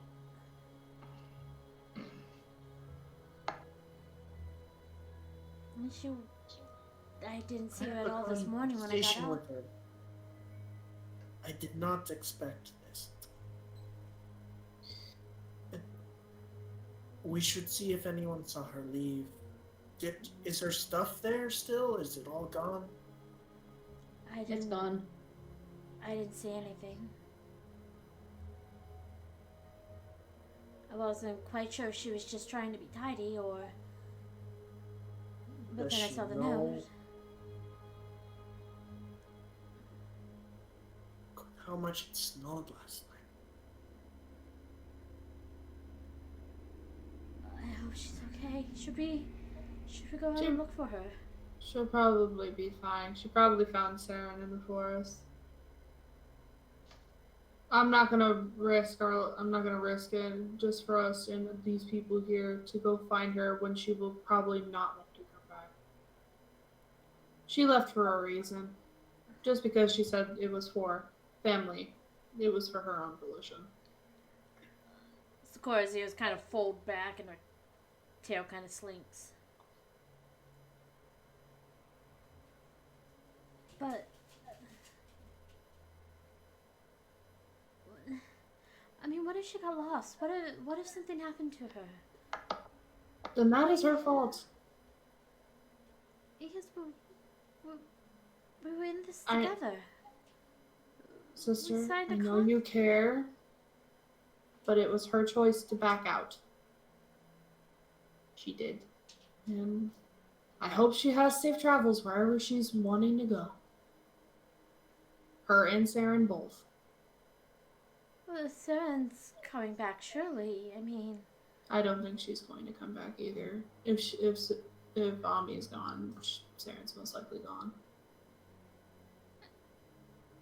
Those two were closer. They probably found each other and walked.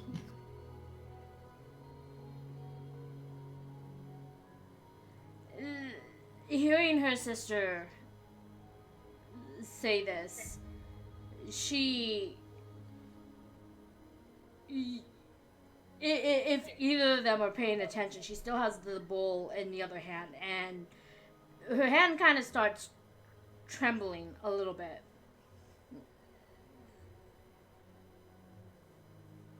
Mine takes the bowl gently and then hands it to Kana. She'll take it. And if like any of the boys are like walking by, she'll just give one of them.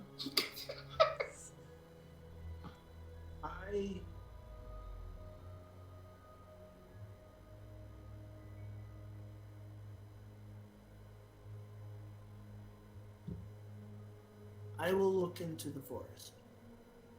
I will take a little bit of time to look. If I don't see her, I'll come back by noon. If she really wants to come back, she'll come back. But she took all of her stuff, even a blanket and some winter gear. She had a compass, right? I remember a compass. I'm the one with the compass. Shit. Again, it's her own volition. She goes out, she suffers the consequences. She just had a dragon. I will see if I can run into Saren while I'm out. She did mention she'd be in the nearby forest. I should go with you. No, At least take someone with you, dude. Please. I'll take Kana. Okay.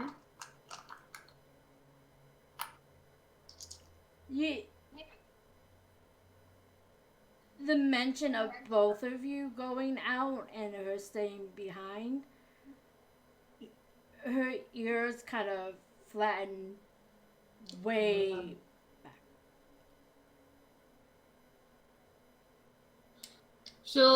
Kana will pull her sister into a hug and kind of give her a soft kiss on her forehead. And she's like, we're going to be fine. We'll be back. Good job. Good little hunter. Wow. Pay attention to me. You know, I'm over here thinking that like Groovy the Group Bot, killing it, smelling this scene, and then Matt's like, "Good little hunter." I know, I'm sitting here like Ruby's like, yeah, melancholy music, and then out through my noise-canceling headphones, outside the closed door, I hear, ow, ah. It's like, there's a moment, Spawn, come on.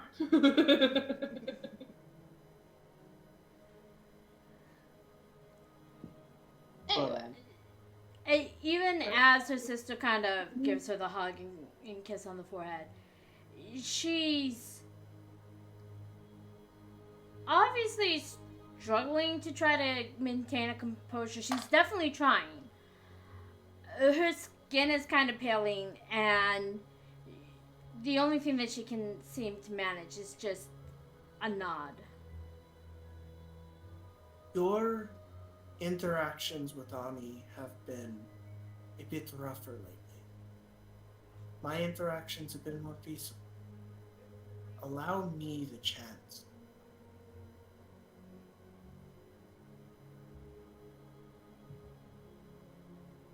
Allow me to mediate if she is nearby.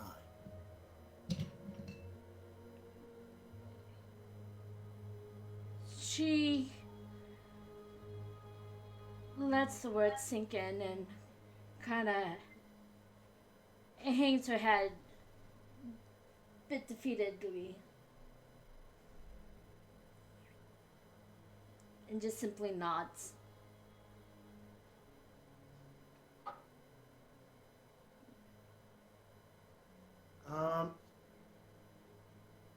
I will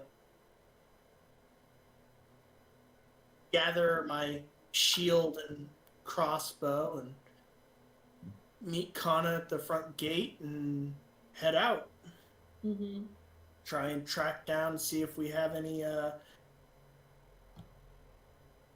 footprints we can really follow, or if we can track down Saren.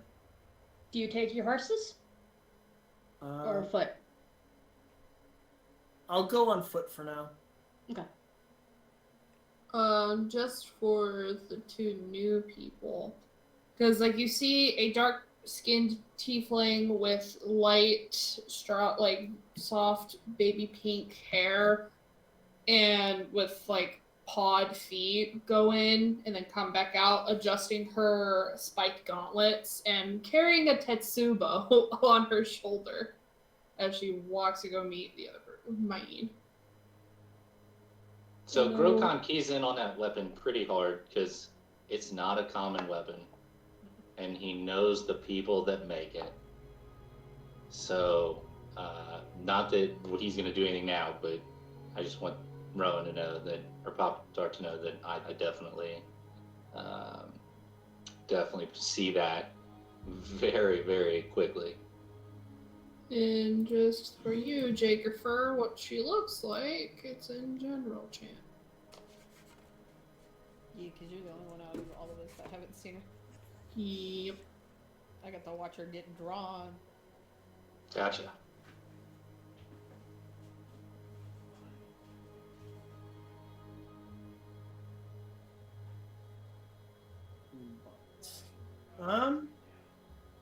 During that conversation, at one point, while he's kind of listening, he eventually pulls out a notebook out his book and begins writing things down to note things that he's heard so he doesn't. Uh-oh, we've got a note taker. Careful what you say now. Oh shit. Taking notes. Thank you very much. Oh no, it just gets thrown into a An an in-game note taker, Neffy. Yeah, An in-game. in-game note taker. That's always good to be informed about people you're around. Facts. As I keep eating, From not side. paying any attention. So like they probably have notes on everybody in the caravan as well, as they've heard things over. They're just making notes while listening and like pretending to talk, but making notes about what's going on.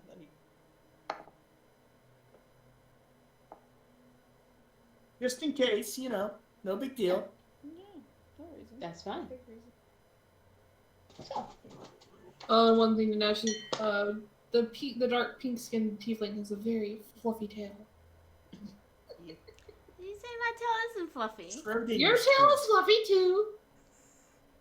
So I think as Maine and Kana prepare themselves to journey out into the Frozen snow, wastelands. basically. You're going into 2 feet of snow without your horse. That's going to be a trudge. I know. I think Kana's that- gonna be like, "You sure you don't want to take a couple horses?" And can you ride? Last I saw, Yuri looked like she was about to bite off your hand. Yuri's nice to me. I don't know what the fuck you're talking about. I mean, I can try. I'm sure Kana's had some sort of experience riding a horse. It's probably been a while. Do you ride? Yes, I do. There you go. So yes, you have had some experience then. Yes, I've had experience. Like So that- Okay. She's used to riding, her previous line of work.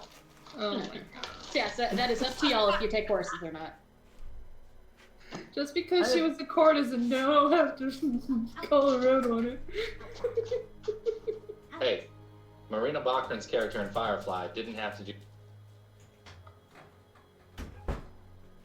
I didn't hear any of that last part that he said. I think he has to fix his his sensitivity. Yeah. I was gonna say that this is a good spot for us to go ahead and take our 10 to 15 minute break.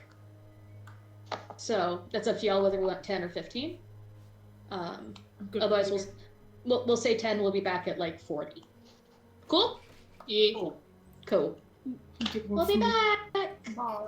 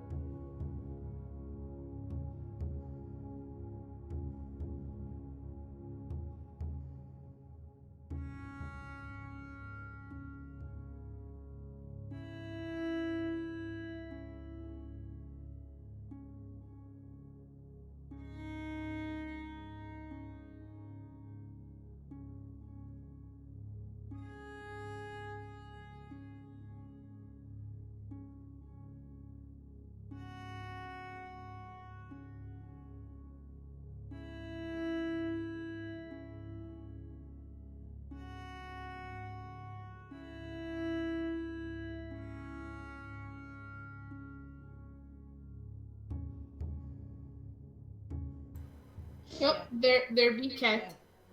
And we're Cece's back. a cat now. Cece is introducing her new character, the Catfolk. Meow. Oh, that'd be the same way if Spot came on Husbando screen. Woo. Oh, baby. Aw. Anyway. Okay. So Husbando, are we playing the cat game? Meow? Now. How you doing, Meow? Meow. Oh no. It's nice, you know. Right now, I'm doing things. It was so No, weird. Meow's me. Right now. It was so weird being in another room and having Husbando refer to you as Jake instead of JT. So odd. No. Wasn't it weird? I really, you know, I haven't been around enough, and that's the I know. real No, that's the problem. thing, honey. I always say, "Oh, hi, Jacob," and you're like, "Hey, JT, what's up?" Like that's your greeting. It's like one word. Yo, JT, what's up? Yeah, yeah. Hey, JT, what's up? There How it is. much, Mac? How we doing? There's a ritual to it. There's a bromance there that There we've is. not paid enough attention to. You have Something neglected. about- Something You're about a year way too away. far from my clammy toes. Clammy toes. You disgust me. On We your would side. play. Okay. We would play, and they have a sectional couch, right? And this may be more than people wanted to know or needed to know, but they But have a welcome sectional to couch. it. And Well, welcome to Storytime. I would sit in the corner of where the two sections came together, the chase section. Matt would sit on the long end in that corner, and Rowan had a chair, and she would sit in the chair. And then our pal Sergio would sit at the end of the chase. And Matt, anytime his feet got clammy, just felt the need my right thigh. And It was just the like- thing you'll have to understand, he's got kind of hobbit feet, but his toes are real kind of flexible and slightly long. they're very grabby, very grabby. They're very grabby. And when you're in the army, there's just no there's no restraint for gay chicken. Like even after it became even after out to be open, gay chicken still got played as a joke, no matter what, no matter if people were then into it or not. It was super hilarious and ridiculous, and Matt lives it up, 100%. He's sitting on the chair across the table from them, and Husbando would have a blanket over him, and I could always tell when it happened because I'd be there and I'd be narrating a moment, or I'd be checking my notes real quick, and I'd just see Jake go, "Oh God, man, stop that!" as Matt had wormed his toes under the edge of the shirt to just barely touch skin and grab. Yeah, the only real positive thing here is they would keep the house so cool during the summer in North Carolina. But they keep the house cool enough that I would just wear pants in the summertime to go over to the house to play. And for reference, yes, usually khakis. Or track pants. Back then, it was a lot of track It's pants. Jake To from this- State Farm. To this day, he is in my phone as Jake from State Farm. That's how we were introduced to you, was Jake from State Farm. I mean, That's how my mom knows you. Yeah, for me, it will always be Jacober because I have a cousin named Jake, and he goes by Jake by State Farm, so I can't do it. But this Jake is the OG, sorry. I don't make the rules. I mean, I do, actually. I specifically am in the role where I make the rules, but... It's like, what are you wearing? Jake from State Farm. The first time we So- met him, he was wearing khakis. I have 4 pairs of these, and this is what I would wear all the time down there. And I now have this pair, I have that pair, and I have 3 more in the closet downstairs. So I have 9 pairs of khakis. That is They're like black totally a pants. real... Huh? They're like black pants. I wear black pants with almost everything. Well, I mean, what girl doesn't? Black Exactly. pants seem to be what most girls wear. I mean, I don't really wear pants. Pants at all are For allergies. those who don't live in the nude colony, like most girls wear black pants or jeans. I wear, most of the okay, to time. be more So, specific, I wear leggings. Fuck you. So You wear Those are black still leggings? pants. I have That's true. black leggings, but they're mostly Okay. patterned leggings. All right. I have well, black fair ones, enough. but they have like white cats on them, so like that counts for Yeah, for they're black patterned. leggings. They're Like patterned no, but leggings. those counts majority black. I see what he's saying. Yeah, and there you go. CC's gotcha. Look, man, I'm wearing green He's really pants. wearing pajama pants. I'm not gonna try to stick my leg up here and I fall mean- off this chair. I'm I mean, I'm not. wearing black shorts. Just because I'm wearing a dress and that will not end well. That's right, we're discussing pants. Chair, Yeah. my ass would have fallen out, but I have a newer chair. Fine. Anyway. just fucking- Much as I appreciate the idea of you raising that leg, I think we have to follow the streaming rules. No, we're Chill fine. with. We're fine. That's why I said it wouldn't end Yeah. well. No, Oh, So you're no, saying no we- one can get feet pics. CCO So you're Pop Top, saying would we you have like to to follow ban the a Teen Titans bot? Go idea? Would either of you like to ban a bot? I want to ban. Ooh. Okay, go ahead, Papa. I've never banned someone before. Get it, Banning Pocket. bots- Get it. banning bots Get him. are great. How do I? How? You can How do just we- right click on their Uh, name, and then there's a little Yeah. thing that pops up all the way at the far right. Mm-hmm. Am I missing something fun? There's a bot in chat asking if I want to become famous. No, when I Mhm. right click it, it just tries to. It just gives me back, forward, reload. Someone else do it. I got it. Someday I will ban. I'm ban hammer. Anyway, so 10 minutes after talking about pants. Yeah. Welcome to story time with the group, and pants apparently was subject. Next time, plant cannibalism. Because we still haven't We talked have- about that. We have stories. We have so many stories. Did I get Matt with that one? Next time, story time. Come back for more. But anyway, so did you guys decide whether you were taking horses or not? Please. We will take. Okay. her. In that I will case- take Arabelle. She will take Yuri. In that case, Whichever you horse. guys noticed something. Mm. What? There's a horse missing. Which one? One of the bandit boys. I was about to say if they took Urium would be pissed. No, not any of the named horses. My God, we have 3 named NPC horses. But yes, not Arabelle, not Yuri, and not Claptrap. I didn't make it up. It is named that in the book. That's amazing. Still the best character from Borderlands. God, no, he's not. No, he's not. No. Fuck that tin can. Wub, wub, wub, wub, wub, wub, wub. He was great in 2. His Ah, character trashed in 3. no. Claptrap I mean, is terrible. I hate He's him. still terrible. I just don't like Claptrap. I hope he'll never go upstairs. It's the only way to get away from him. I was about to go into a story and I was like, nope. But yes, the horse that Oleg and Svetlana own is named Claptrap. Oh, that's It's the name it comes with. Yeah, I forgot. Yep, it's book written, man. Anyway, so no, it's none of them. It's one of the other random horses. I was about to say she stole Claptrap. No. But you do notice there is one of the miscellany horses missing from the stables. You haven't checked the unstables yet. I worry about going to the unstables. I hear it's quite a volatile situation. I forgot I haven't gotten to tell Jacob for that joke yet. Yes, over here are stables, perfectly normal horses, and over there's our unstables. Horse explodes. It's a stupid joke, and I like it. Anyway, 10 points to me. Continue. So you notice the horse is missing. That's it. That's all you get. Well, good news at least. I grab my horse and we exit the camp.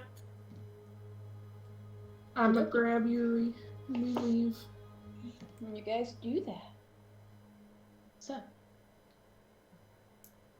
meanwhile, back at the lab. Once Uh, they Perception. I'll provide aid.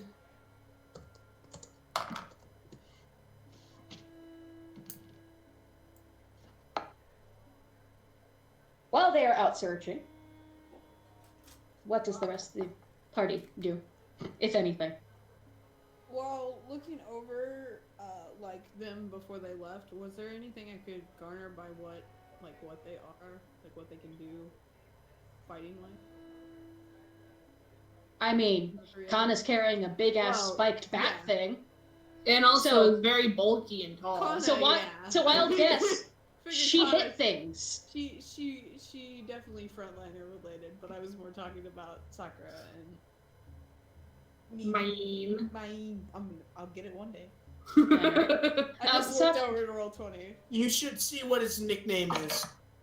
Oh no. Scared. So me a door. There's a story that I'll tell you later. Anyway, Sakura's not going with them. She's staying. I would say you can't necessarily get a vibe on her just because she's not carrying like any Anything. sort of weapon or anything right now. From what you can tell, she cooks. Yeah. I have a shield, some gauntlets, and a light crossbow. Visible. I'm gonna go handle something. Your cat. Again. You can open my... he can't hear me. She's mostly meowing outside my door, so I was like, you just open the door if she's gonna be a pain. Just open my door! Just open my door a crack. Then she'll be less whiny outside of it. Anyway, there we go. Oh, okay. No, she's hunting. Never mind. That's her problem, not mine. Yeah, so that's what you see with that. Is that he has crossbow and shield, so probably some form of ranginess. He's a pretty fit, like a pretty lean dude.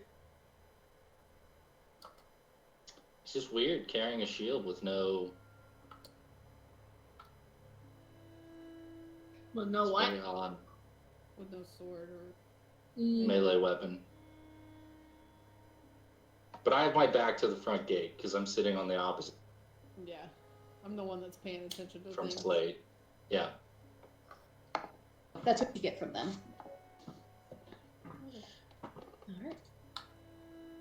once Fun. they have kind of left the fort, she's gonna be very pensive, looking at the gate, wringing her hands a bit. Her ears are still so flat against her head you probably couldn't see them except the orange on yellow, so you can still see them. And her tail is basically between her legs. After probably about 2 or 3 minutes of just staring at the gate, she's going to turn and head towards Lana and ask if is there anything that I can do? Well, we can make some bread. Bread is always good for stress. She kind Or of... we can tenderize some meat. Also good for stress. Or, kind of looking over at Haps. I'll leave that up to you. Whatever will make you feel better, honey.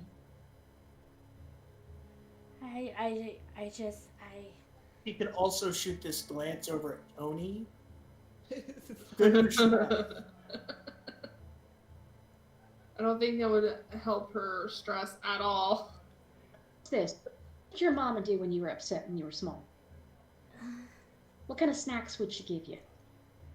She didn't really give me snacks. She would...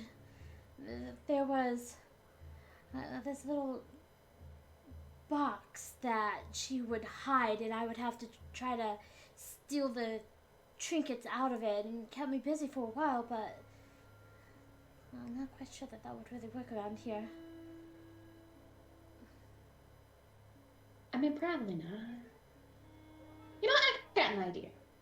And she goes in for a minute. You hear her kind of rustling around the kitchen, and she comes back out, and she has a handful of like little dried fruits, like decent size, like not like raisins, but like decent size. Yeah, like figs. Banana chips. Yeah, that kind of thing. She says, "I'll put these on 3 of the boys while they're working. You try to figure out which 3 it is. How's that? And if you find it, you can eat it, or you can feed them. But I suggest the first one." That might help. Start. We'll go from there.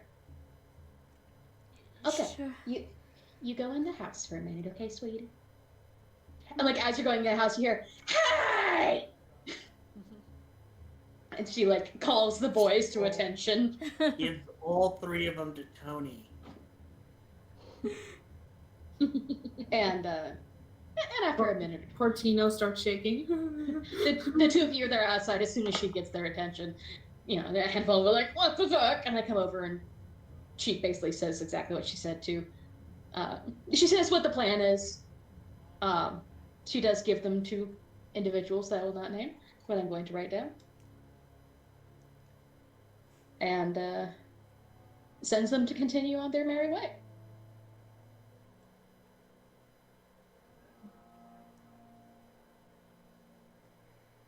$903. There we go. Slate, just for my own help here, like, how long have you been with this caravan? I've traveled with it 3 countries, so Yeah, I'm curious. I'm probably newer to the caravan. The caravan. Okay. We didn't really get to work out my complete background, but I would have probably been picked up in one of the big cities. It's like leaving the city. After doing stupid shit, and Sure. I'm just curious because, like, I've been on the road for a long time, coming from the western coast of the continent to the eastern continent. So I'm just curious how long we've traveled together.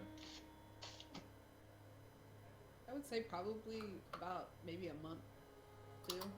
He's not coming from all the way from the other side of the coast, but he definitely. Got it. Just for a quick reference, that way I'm kept honest, I have messaged 2 of your party with who has what.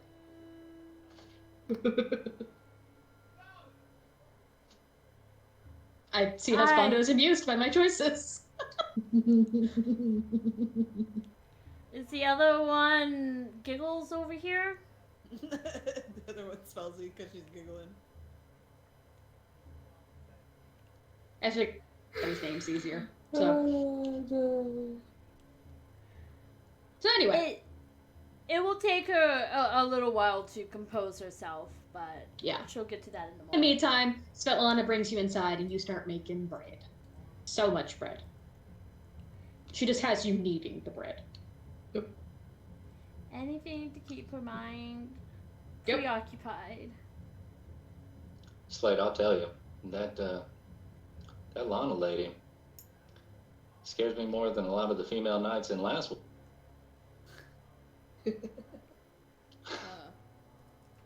I mean, they didn't like to look at me because I was half orc, but a real don't want to get on her bad side. Yeah, I can definitely see that. Definitely knows how to take control when she needs. Oh, right. Mm-hmm. Sorry, I was looking for her. It's like, it's gone, and then I was like, oh yeah, I emptied it. Yeah. My mother was a lot like her. This is normal for me. Mm. And like No. anytime she yells, he doesn't flinch at it. He's just like, yeah, I'm used to this. Just like some of the ship captains I worked for. Seem real nice. Well, I'm pretty sure if you stay on her good side, you'll be perfectly fine. You know, I don't know what to do. I got yelled at for working earlier. Probably just wait and see what she tells you to do. Probably the best off. At that, Grokon's gonna get up and kind of walk around the Alp, just from a raider's perspective a little bit. You know, he wants to look at the battlements. He wants to see what kind of defensive structure we have. You know, in the event that bandits do come. Although with the snowfall that it's very, but he's just curious. So that's what I'll be doing for the next probably hour or so. Decent low far, all things considered. It's never going to be anything super impressive on its own, but like, you know, it's decent. You notice the catapults up top. I'm gonna make I guess an engineering check. I would tell you that, and some details about everything. He must have, you know, not cooked very well this morning because a 6. Mm. The food coming back to bite you in the head. Yeah. That or it's But just that deeply covered in snow that it's hard to see right now. Yeah. We'll go with that one. But you can tell they're non-functional, but they are up there.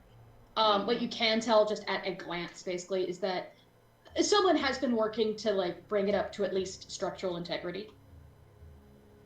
You can see some spaces where like there's obviously new wood versus older wood. So someone's been at least repairing it so it's functional.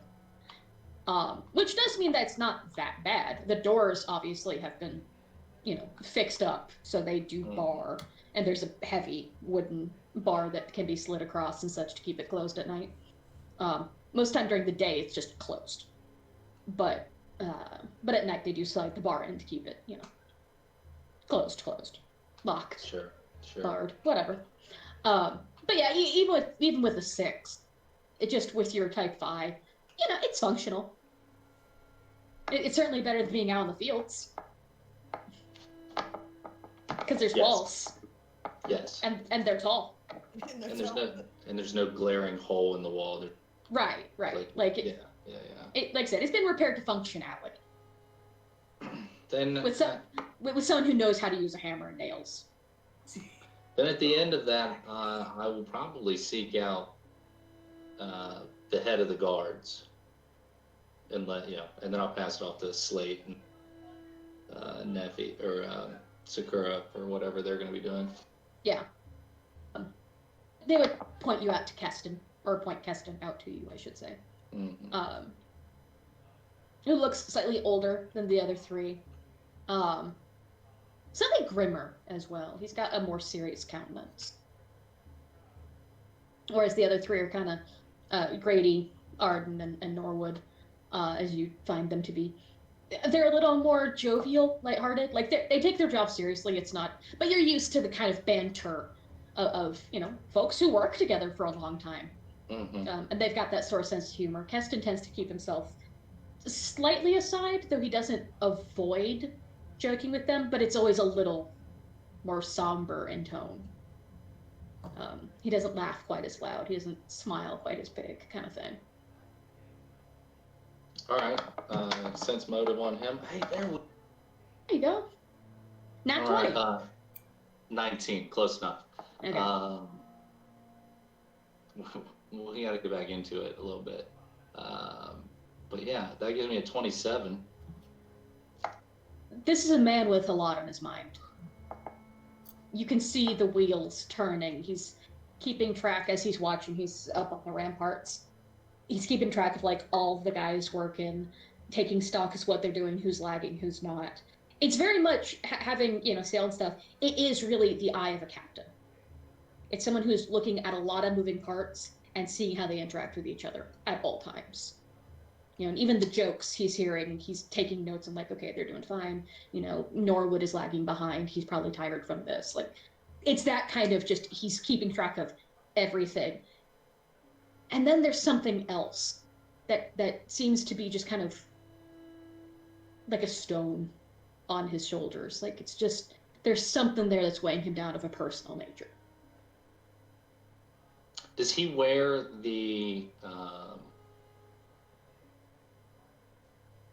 Does he wear anything that signifies his heritage? He does not. He is wearing extremely plain armor. All four of them are. I will say, even with that perception, or without having to do an additional check, just because of how high that was. Additionally, you notice that the way he's moving in the armor, it's new to him. Not necessarily the armor is new, but it's new to him. Mm-hmm. None of them are wearing armor that they usually wear. So even that's something he's keeping track of, is like how it moves as he's moving around, like as he does a stretch, how far his reach can go comfortably, that kind of thing. I do want to talk to him, but it's now been like an hour in game time, so hit somebody else. Yeah, I'm gonna hit up Slate first. Slate's probably just gonna be sitting there, kind of watching everybody, trying to get a feeling of people that surround him. Probably pull out his deck, shuffle the cards.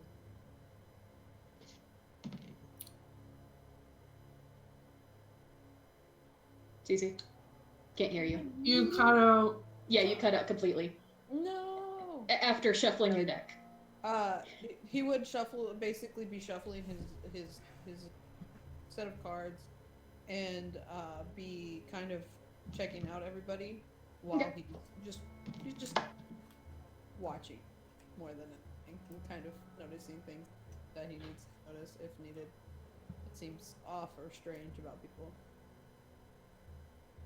If you either want to roll a perception or a sense motive to see if you notice anything in particular. I'm gonna roll perception. Okay. Oh. Natural 20. Okay. So With a nat 20, and also, fairly high regardless. I would say you noticed that particularly, you kind of noticed the same things that I covered with Grokon there, though not the specifics about like the armor and stuff with Keston. Just the same kind of, he's taking notes, everybody, Norwood, Arden, Grady. It kind of seemed like, for lack of a better term, like in a grocery store, they're kind of, are the kind of managers. Mm-hmm. So they seem to each kind of have a small group of the guys that they're kind of keeping track of. Sorry about that. Is that Norwood and stuff? Yeah. Norwood, Arden, and Grady are their names. What lads? What fantastic lads. There you go.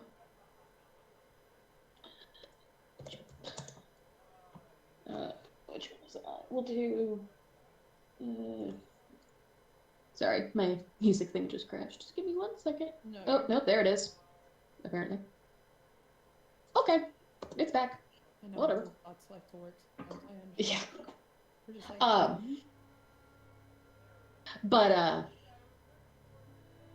cool. Thanks. But yeah, kind of just, you see them, they each have a group of like 2 or 3 guys each. 3, primarily. That they're kind of in charge of and are helping direct now that the snow's been shoveled out and stuff. They've moved outside. And these they've separated them out into like, one group you can tell pretty easily is like kind of melee, like heavy hitter fighters. mm-hmm. You've got your more ranged people, and then you've got kind of a group of like misfits, essentially, that don't quite seem to belong to either, and they're figuring it out. You notice the 3 of them, the misfits, one is the youngest in the group, Mm-hmm. and the other 2 they look like nerds. I'm just gonna be like straight up. Like in comparison to all the guys who like look pretty manly and like, could be scoundrelly, these guys kind of just look like they're book nerds that have been plucked out of the library. And multiple of those. I know exactly what that looks like. So a very young man, and then 2 of those are the primary group of 3 that are kind of like, Mm-hmm. It's not that they seem incapable, just they don't quite fit. Yeah. Merton and Wade have gone back in and are probably chatting away with Oleg, recalling stories, telling stories, that sort of thing. They're not hard to find. They're just not out here right now. Yeah. Probably working some sort of trade deal or something. And the one that stands out as just weird is honestly the glimpses you get of Sakura. Mm-hmm. That she seems very agitated and upset. Well, knowing the conversation that just happened, yeah, he's probably just kind of, he's watching everybody, but his eyes will return to her every now and then to just see if anything has changed in her. The other thing you pick up is the interactions, particularly in the heavy group. Mm-hmm. Haps, I'm just gonna use names so you know who I'm looking at. Yeah. Haps acts like he should be a leader guy. Like he seems bossier in that regard. Uh-huh. But Cullen seems to be the one the guys look to naturally. Okay. Cullen is kind of in the middle there. Yeah. Yeah, I see. He's one of the red dot guys, which is just a visual cue out of character. So don't worry about what that means. But yeah, he's bigger than Haps is, and he's just like a big, stocky, muscle guy, just built heavy. But it seems like though Haps, like if he not that he orders, he doesn't seem to be ordering a lot. He's being kept in line. Mm-hmm. But by Norwood specifically. But like in the interactions you see in conversations over the course of an hour, basically, Haps seems to be the leader, but Cullen's the one who actually the others trust as leader. Yeah. Seems like something happened with Hops, and the trusted leans toward more of Cullen. Yep. Yeah. He's just shuffling his deck and be like, yeah, okay.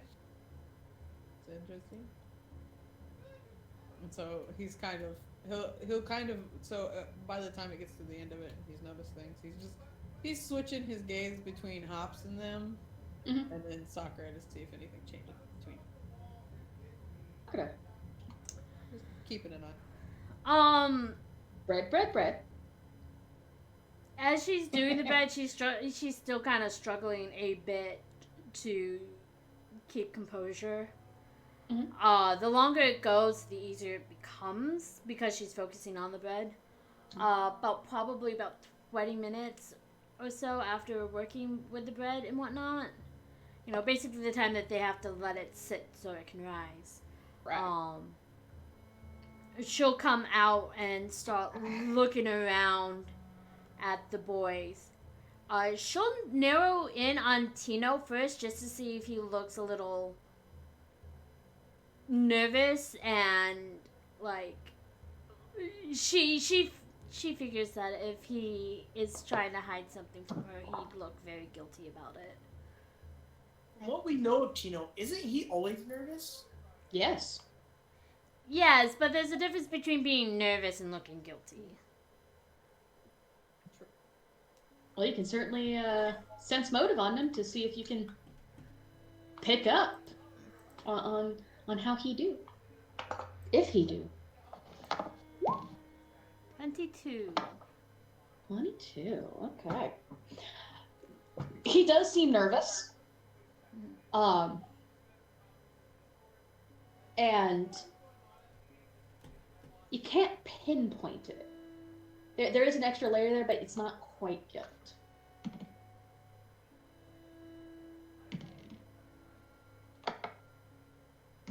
But there's definitely nerves there.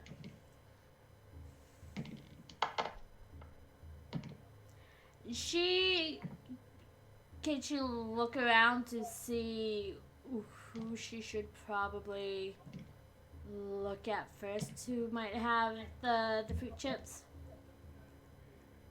Sure.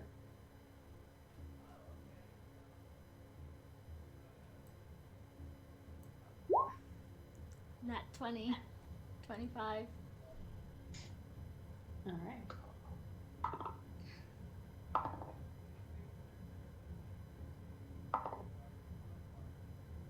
Okay.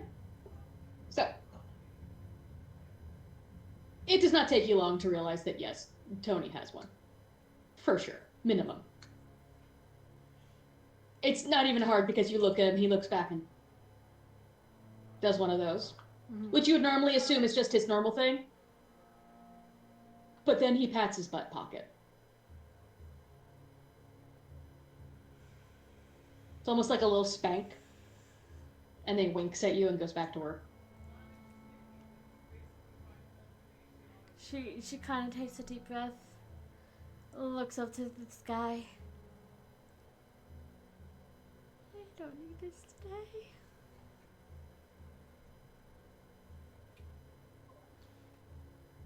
Ah, my darling.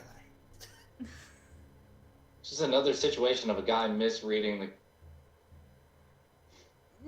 Not quite. It's complicated. So complicated. Their Facebook status is step for it's complicated. Basically, Zagora doesn't know what to do. It's complicated. Oh. No worries, no worries. Well, if I know anything from my girlfriend when she's sad, you sort of try to be sexually provocative to improve mood. That's part of the issue of why she doesn't know what to do, because he's overly flirty, and it feels like he's actually admitted that he's doing it specifically to make her smile and laugh and loosen up, but at the same time she doesn't feel like he's serious about her. So there's other things too, but that's a quick synopsis. She wants to be pursued. He doesn't want to pursue and come off as like pushy. He wants it to be like a mutual thing. Kind of, yeah. So they've had this discussion. Tough. Equality's tough. Yeah, but they've had this discussion. So, but yeah, so you get that. Like, okay. Is there anyone else who looks suspicious? Because for her, Tony and Tino were easy marks, because one would have given it away, and of course the other. You know, who could it? Aren't you riding a horse in the woods somewhere right now? Wait, it could be me, because I'm not there. That would be a hell of a trick. Anyway. No, I probably look weird and I mean, yeah, that's that. fair. suspicious. Slate looks weird and suspicious and occasionally looking at you. Does she Catch catch that. it? Does she catch him looking at her? I would say with a nat 20 probably at some point. Yeah, well, Okay. at least once. You get the impression, you definitely can tell that like he keeps like glancing once in a while kind of thing. Yeah. It's not like Slade rolled a bluff or a stealth check. It's not, Yeah. I mean, I could totally try to roll a bluff. if you'd like. To be like subtle about it.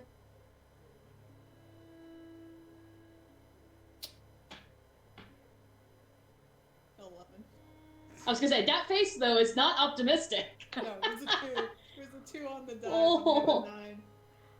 I was So yeah, you catch it. It's not a 9, it's an 8, so it's actually a... 10. Yeah, it's actually 10. See, I would say with a nat 20 you catch it like at least a couple times. Worth a shot to try, you never know. Yeah, for sure. You could have Well, got yeah, 22. But I dare say, like, probably once or twice. When she You notices... probably also notice him looking at Pops and calling. Yeah, you do catch the Haps Cullen. When she does catch him looking at her, her ears would drop. She kind of have like a shameful look on her face, like, this isn't the best side that you're seeing of me, and you don't know me. Oh God, what do you think? Sort of.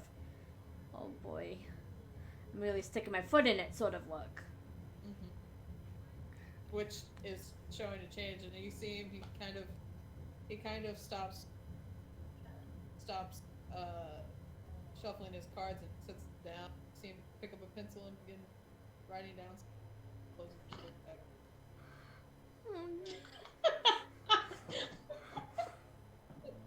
Because that makes you feel better, huh? No, it does not. It would probably She- be like a few seconds after that happened before he like switched over to Hops or Call. I have a favorite player character right now. It's the highly manipulative one that still said bear. Yeah. She's going to look around to see if she can figure out who else might have it. You have a feeling, Tino. He's covering well, though, actually. He's hiding it under his natural nervousness, Mm-hmm. so it's not obvious that he's guilty. Yeah. But it's one of those, he's not showing it obviously, but you realize what tips you off is you realize that whenever you look over, it's not that he's hiding behind somebody, but he's always conveniently on the other side of somebody from you. It's one of those. It's not like he's actively hiding, he's just making sure there's always someone so you don't get a great look at him. Mm-hmm. How far is she? From what? Like, how far is Soccer? That's up to her. How far are you? I would probably be where Maine is on the map, just because that's so like far. center from everything, and she can get a good vantage of. And the everyone fire's working. to my back. Yeah. So you're, a grand total of 25 feet away. I'm just. Remember if. Can't hear you. Mike's not picking you up. Yeah, it's okay. I'm Okay. talking to myself more than anything. Okay. It was more with the drawback. So I was Yeah. worried about. Okay.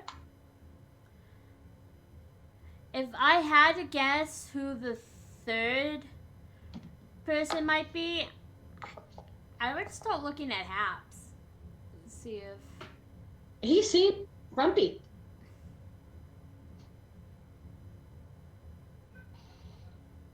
That's kind of his thing. He's kind of just grumpy. Yeah.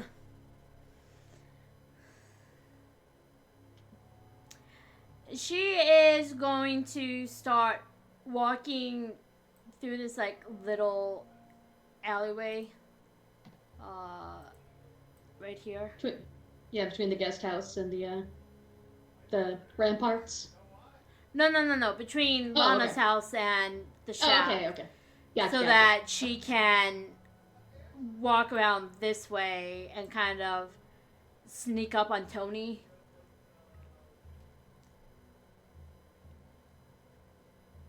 We'll play that out and then we'll hit the next scene. Okay. So you come around. Stealth check. Oh yeah! 30? Fuck yeah! He does not see you coming, even as much as his gaze always follows you. This time it does not, apparently. He's too blinded by your beauty. She is going to delicately as she can remove The butt fig. yes. Sleight of hand. Watch, this is where I mess up. Nope, No. 26. He does not fucking notice with his nat 1. He doesn't even get the benefit of noticing that you touched his butt. Yeah. And on that lovely note, we travel to the forest. Khan and Maine searching for signs of Ahmi, and Saren, for that matter.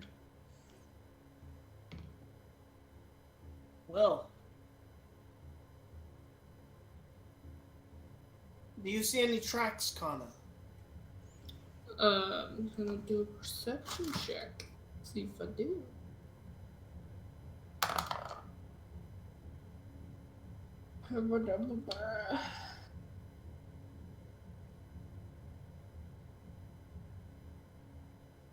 That'd be a 14. Yeah, 14 with that deep of snow, you're not seeing shit. So far, no. If she did leave, you would expect to see horse tracks or something. If the snow just has fallen thick enough, it covered any tracks you might see here. The forest is less dense of snow, is obviously with the tree cover that does help, but even then, there is still a pretty thick blanket, and you're not seeing any obvious signs. I hate to say it, but I don't think we're under.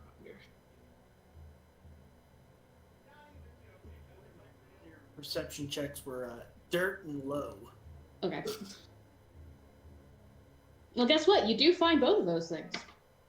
Yeah. You just have to dig a bit.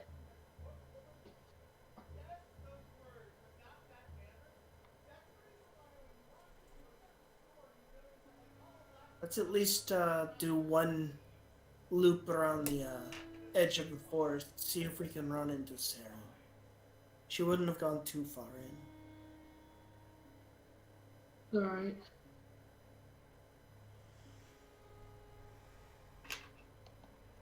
But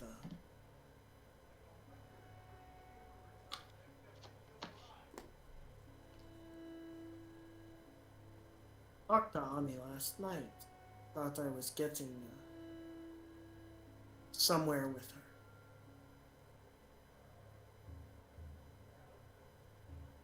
I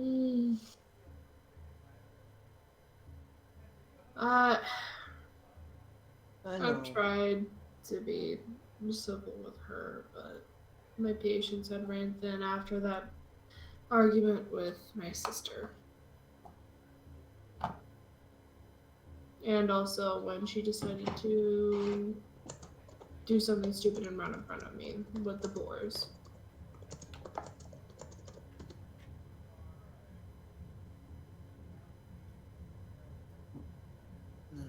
Well,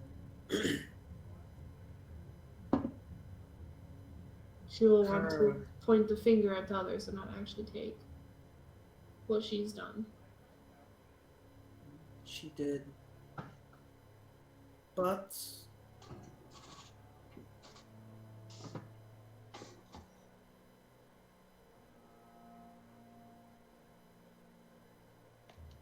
yes. Well, let's not dwell on it. Let's see if we can find Saren. And they go through the forest, occasionally calling out Saren's name while traveling in the woods. See if we can get a response. You don't, but as you travel, basically at the point you get deepest into the forest, there's an area, maybe a 20-foot radius, that you realize the snow is gradually less. That's... Mine pulls his horse off to the side. It's surprised you because as you look in that direction out of the corner of your eye, you realize that like the center circle is like a 5-foot circle. It's not big. You can see straight to the grass, and the grass is bright green.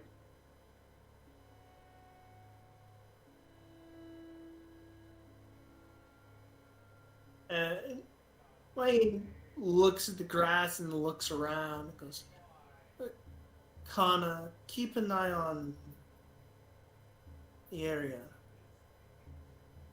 And gets off his horse and prepares his crossbow.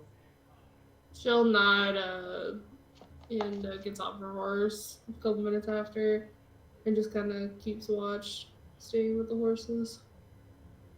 I use detect magic and carefully make my way towards the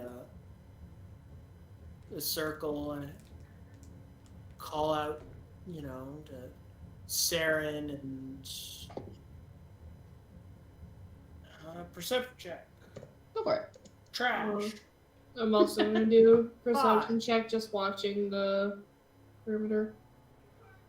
With the natural 3. I got a 17.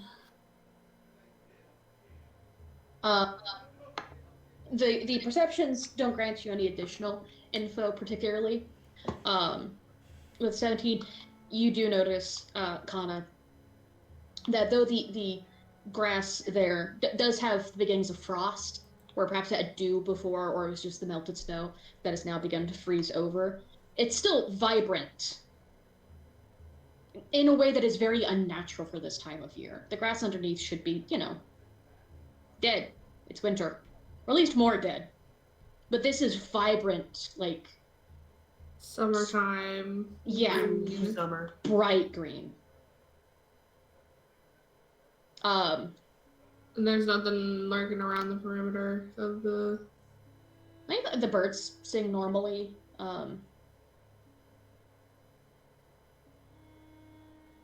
All the summer birds. Yeah. Sorry, I was checking something. But Mayeen, with your detect magic, there's almost like a cobweb that sort of shimmers before you when you look at it. Just kind of hanging in the air. That's this sort of vibrant, iridescent coloration.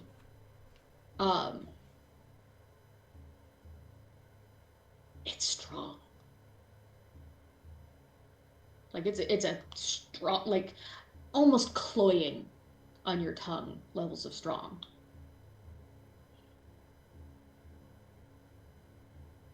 Yeah.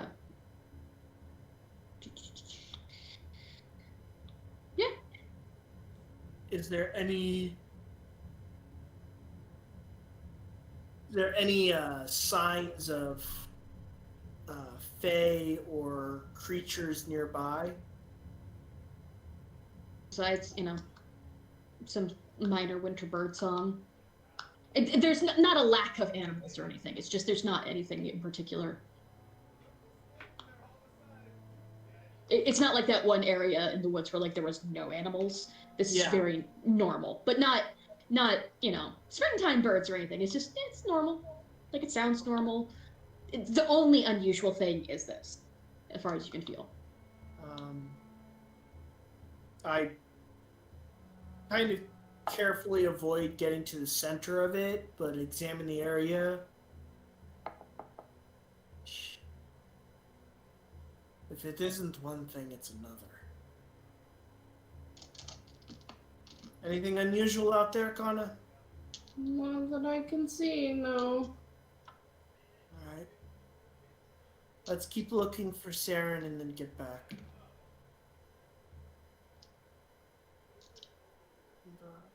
We'll mount up and I'll kind of orient myself to where the fort is, and then kind of make a mental note and start following the forest edge again, looking for Saren. Just to make it easy, I'm going to wrap that portion up. That's the only thing you find. That is the only sign of anything weird or, related that you guys are able to find in your forest search.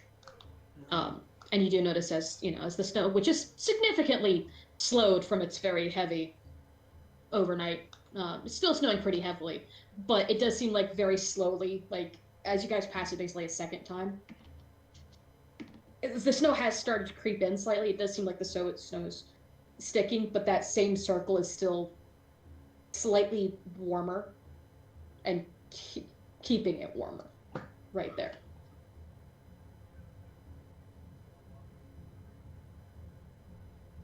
Let's head back to the fort. She nods and says, all right. Well, this has been about as productive as it gets.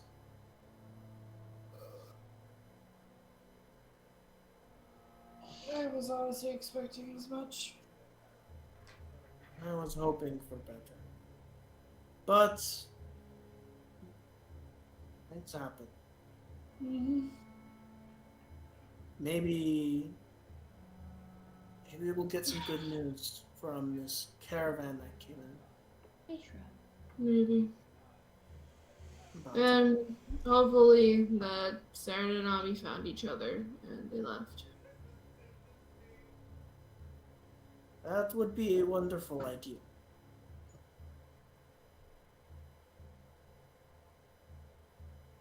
And thus, you head back. Right back. Into the sunset. Wait. No, into the noon. Oh. I was just about to say that. Oh, what time do you think? Did you say it was? Into the high noon sun. That's what you write about High into. noon. It's high noon. It's high noon at the OK Corral. All I can think of is Matt Mercer's here. There we go. It's high noon. So back to the trading post. Anyway, Yippee-ki-yay, mother...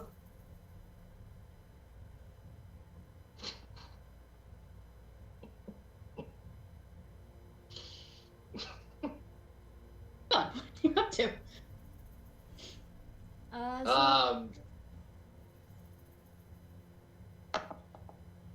Whoever wants to go first. I'm gonna hit everybody. Sakura's gonna try to get the other 2 food chips. Okay. Who's your next target? Do you know? Okie dokie. Stealth and then sleight of hand, or? Yup. That's what you want to do.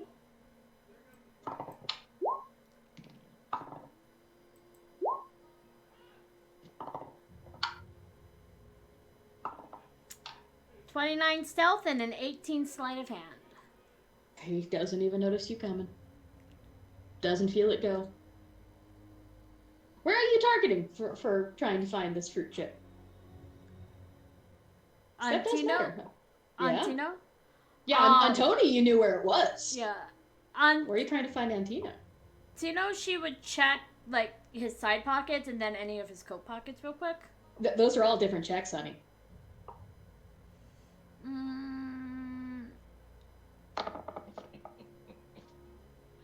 You thought this was going to be easy. No. I'm just trying to debate on which one she would check first. Yeah, fair enough. And I would check one of his pants pockets. Okay. Because that's probably the closest to him that he'll try to feel if somebody tries to take. Not the first one you check anyway. I'll say left side. Just make it easy. Okay. Left side pants pocket? Not in there. Would you like to try again? Yeah. Careful. Tony might get jealous. Don't even know. I can't deal with that. Lord knows what he would do if he got jealous. Okay, next check he still does not notice. So right hand pocket? Left hand, like, jacket pocket. No, the left hand jacket. Okay. Reach deep. Deep down. Oh, that wasn't a dagger, was it? He's still not noticing. He's not observant right now. She's kind of dancing around him at the same time. Yeah, easy enough. But you don't find it in that pocket either.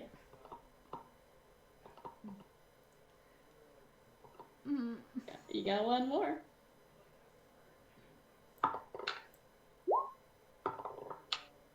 If I don't find it with that, I'm gonna be mad. With a 30 in the final pocket you check, you do feel something wrinkly. That's not an innuendo. No, I know. There's a hole in his pocket? No, this is a jacket. Oh, okay, good. If it was pants, I would have made that joke. But no, this is specifically a jacket pocket. Okay. So yes, you do find it in the right side jacket pocket. Okay. He's been kind enough to wrap it like in a piece of like clean cloth, so it doesn't get linked. She'll take the fruit, and then fold up the cloth and try to. I don't know if I want to do that. She'll try to put the cloth back. Check. 25. He does not notice. He's not an observant lad. We have covered this. Yeah. All right. So you found 2 out of 3. Mm-hmm. So, Grokon or Slate? You want to go first or me, bud? Oh. Got it. I thought she was still trying. Have at it. Oh no, I'm doing 1 at a time, so that way we get a nice rotation. Yeah. Unless you're not up to anything, in which case I'll just go back. But I mean, I'm about to talk to Keston, but I'll Yeah. let Slate go first. Not much has really changed. He probably eventually like closed his book, put his stuff up, put his cards up, and stood up to see more of the place, check it out, keep an eyes. It's a wooden bench. I can't assume your rear is feeling very good. no. That's why he eventually stood up. That's why he was like, he eventually stands up. Eventually your butt falls asleep and you have to,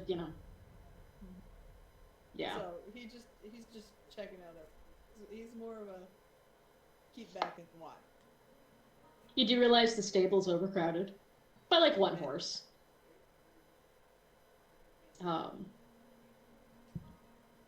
You do notice, of course, that the boyos are, the various menfolk and the guardsmen actually camp out just outside the wall.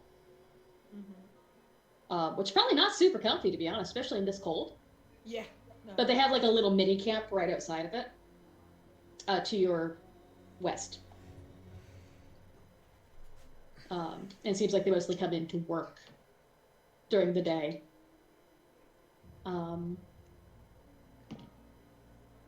Besides just the general setup, you see that there's bottom right beneath the tables is like a little guest house, which is where your companions last night. Well, your new companions. Probably You're about to be companions. They stayed.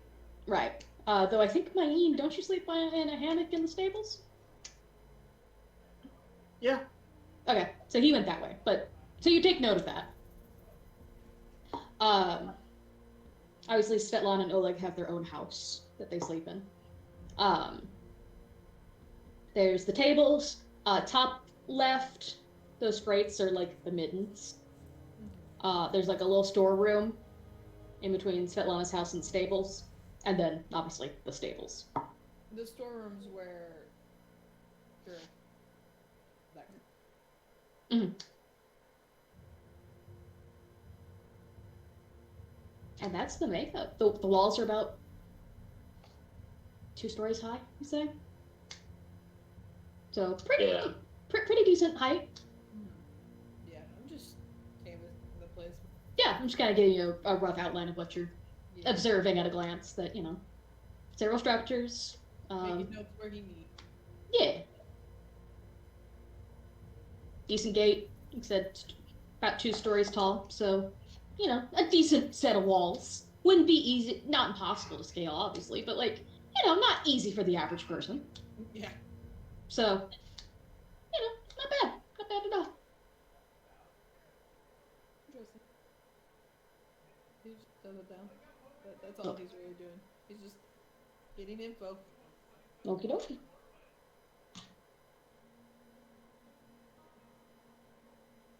Grokon. Brokon. So, yeah. You knew Set what's gonna myself happen. up for that, didn't I? You really did. Yeah. We've got Brokon, we've got Brogar. Yeah. When he rolls his naturals 20s, it'll be Miracle Groken. Or the Khan Academy. Anyways, I just love watching. welcome to Kes. Yeah, Yes. the clones don't get better. No, they Yeah, really welcome to don't. Kes. They only get worse So- later in the night. Hail, Captain. Hail. You got. Listen, He does not call him peasant. Shut up. You're in the woods. Anyway. But he turns to look at you, and he takes that stance, which you, IRL, are very familiar with. It's that kind of casual at attention. Very much that one. Yeah. You know the one. Merton was telling me as we headed this direction that the area is to be rife with banditry. What have you observed in your time here? If they're anything like the initial onslaught, it kind of gestures down to the various menfolk you've seen working around. I cock an eyebrow. This lot was subdued. They were a initial branch that would come to Oleg's to collect a tithe. But the rather eclectic group that you've witnessed here subdued them quite handily before our arrival. The ladies, specifically. Before your arrival? We were delayed. Well, touche. What are your attempts to prevent a secondary raid?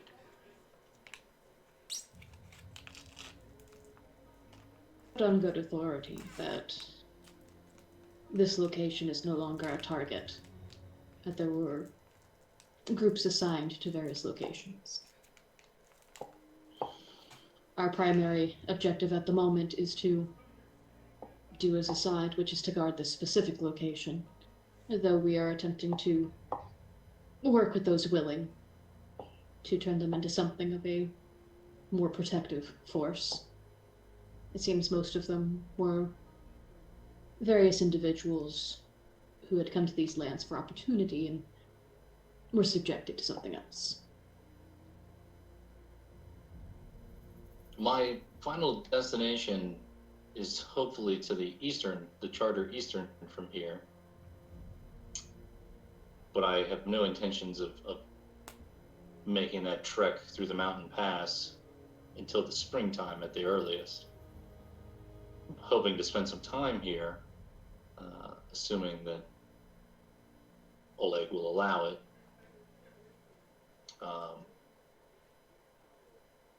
What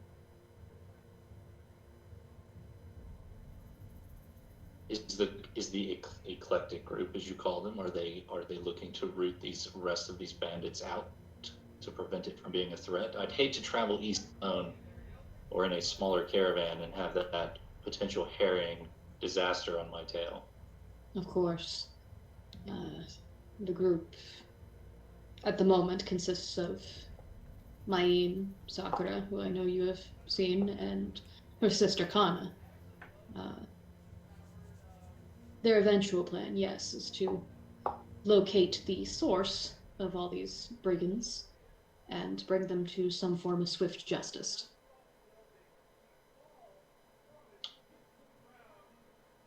They are unfortunately, however, not...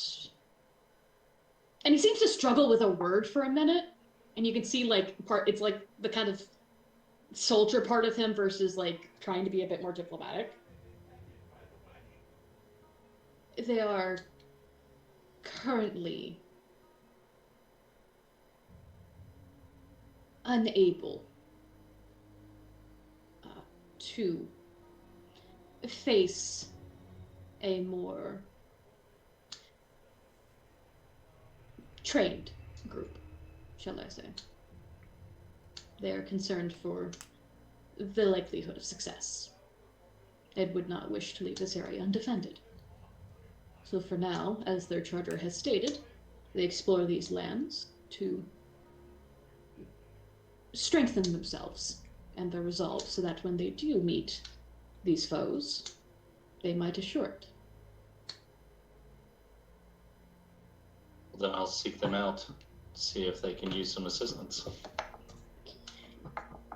if I were to be so bold, they need all the help they can get.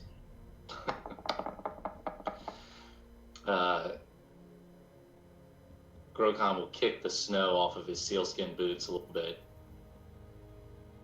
And he'll look at Keston and say, well, much like this weather. Deep snow, hard to move about in. But it could be mud. And It mud could. is much worse. It will be when all of this melts. So then, point is it could always be worse. But as long as we have something we can stand on and work with, we have a chance. They are willing. How did you draw this assignment, Captain? You carry yourself a bit more competently than somebody of armor that they look so uncomfortable in. Is it that obvious? I mean, to somebody who's been wearing theirs basically nonstop for a decade, yeah. Fair. I hail from Brevoy, Housecaress lands. Housecaress specifically, in fact. But I have brought shame upon the name.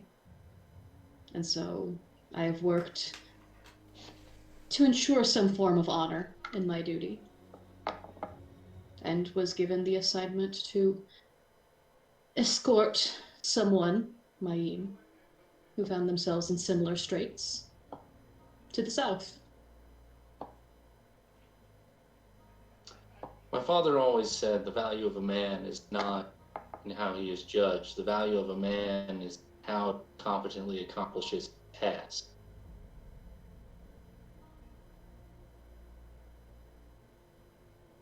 From what I see with your men here, you clearly know what you're doing. And the fact that Mayim is here and not dead proves that you succeeded in your task.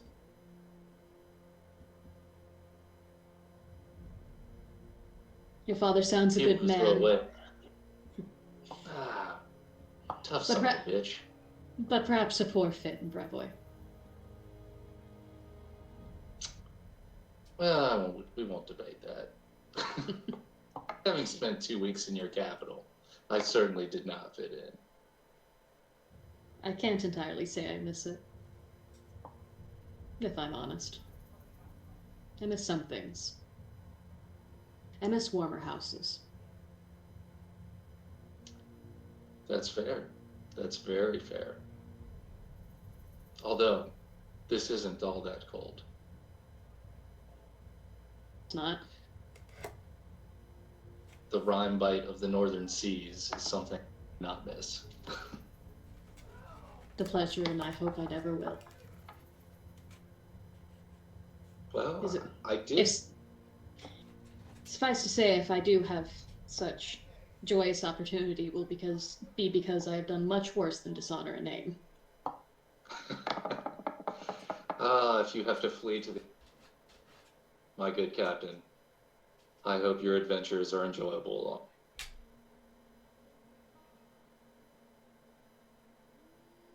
But I appreciate the information.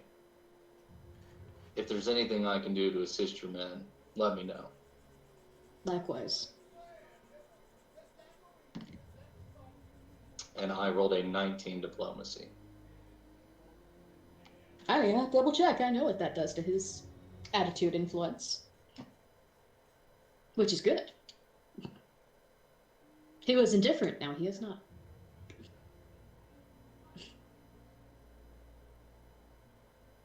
And then after that, I walk away and And I walk away. into the high noon sun. And I will actually go up to the rampart because I would be eager to see when Mayim and Kana come back. This conversation happened at the ramparts. Oh, even better than I. Yeah, will. he was up there, so. Which wall? West. Okay. It's the western wall, because that's the side closest to the forest. I will move to the southern wall to be near the gate. Fair enough. When he moves away from Keystone, I'm gonna make my way up. You seem like about to turn, and then he sees you approach and turns right back. No, not Keystone, but Oh, okay. Not Keston, Grokar. Grokon. Yeah, Grogan. Yeah, you. Whatever your name Yeah, I is. just keep forgetting names. Names are hard. Now You, you'll understand person why with I a went with face. Slate. Really bad with names. Slate will make his way up there to talk to Grogan. So, find out Gohan. anything interesting? Gohan. I'm Slate. Does Grokon want date? Name is easy. Looking for meat. And he just kind of leans to look over the side of the wall. Well, I discovered that the majority of these laborers are subdued bandits. Oh, really? We Interesting. prefer to call them reformers. And Shut up, you're in the forest. The captain over there is not a part of the party who defeated them. He and his 3 men were on an assignment bringing Mayim down from Brevoy when the skittish one with the tail that seems to be rather melancholic today, her sister, who's out with Mayim in the forest, and apparently there were others who subdued these bandits. But he wouldn't give me more information onto the remainder of the group. From what I know, the other two's names are. I'm not gonna be able to pronounce that name. Ahmi and Saren. Oh, Ahmi. Just go with Ahmi and Saren. As I looked at it, I was like, I'm all. Oh no, none of us could agree, even the player, I think. Oh. So we just went with Ahmi and Saren. The other two, one I captured a little bit earlier, was Ahmi and Saren. I believe that's who they're out looking.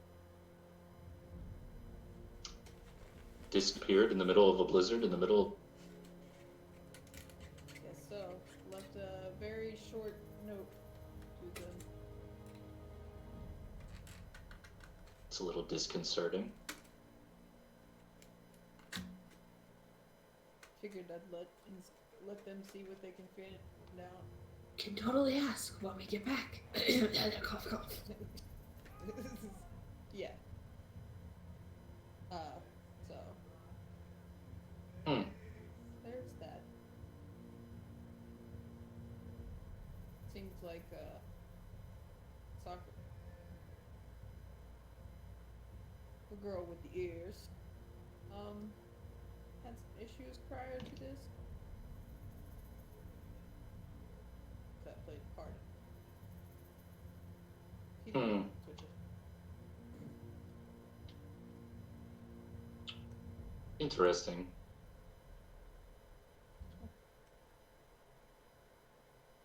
What are you, Oh no. what are your plans, Slate? Do you intend to continue on to Restall?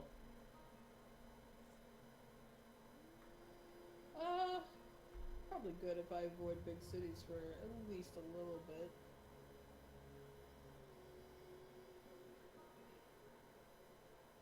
And you just What kind are of you- look around at the place, kind of curious. What are you hoping to do down here? Well, I'm always up learning new tricks. Go with that. Always to figure out what you can find out here. Well, But supposedly there are more bandits out there for subduing. sounds a little fun. We might be able to get ourselves into a little bit of trouble. Well, for the time I've traveled with you, you know, I like to have at least some form of fun.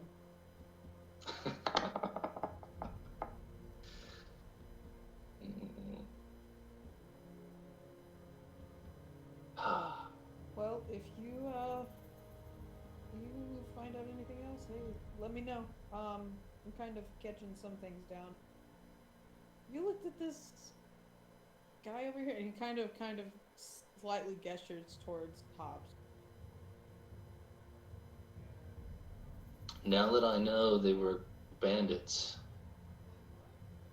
and that the bandits that they were the group responsible for coming and collecting protection money from this outpost, I would assume he might have been Okay. either the leader of that little crew or said some rather inappropriate things to Lana way, and that might explain why she gives him the business every chance she gets. Well, I mean, at least we got some entertainment while we're here. I haven't even started drinking yet. I know. We already have the entertainment we need. We just need some alcohol.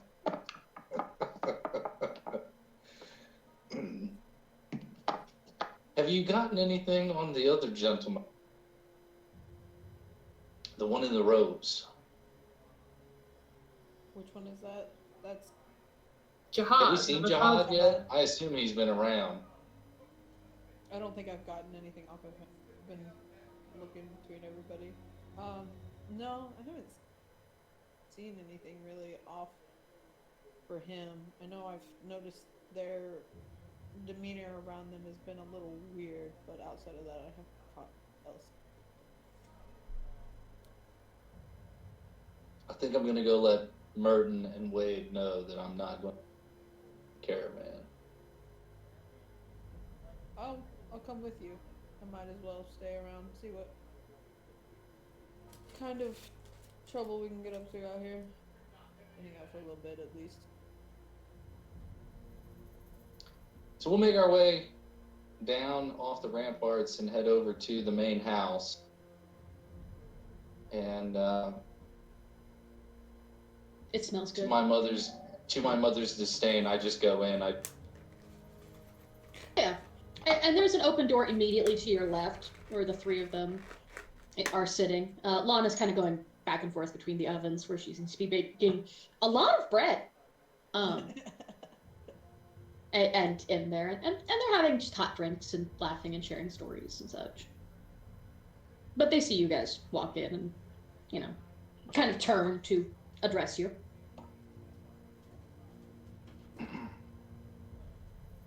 Merton, Wade, Hi. Oleg. Mm. Oleg, if you are okay with it, my journey takes me through the mountain pass into the Eastern Territory. And I would like to remain in your outpost until the spring, at the least. Is that amenable? I think we have some space.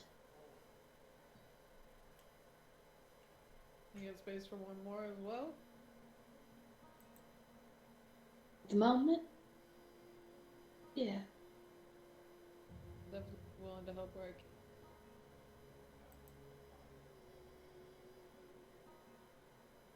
So I take it then that you won't be continuing the journey. No, Merton, this I believe is where we part ways. But it's been a pleasure traveling you from Vigil.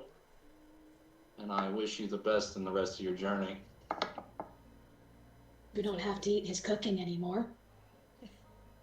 I know, Wade. I'll try to make you some trail rest. I'm still stuffed from how many days ago now? It feels like ages. And I've only just begun to recover. You'll miss it.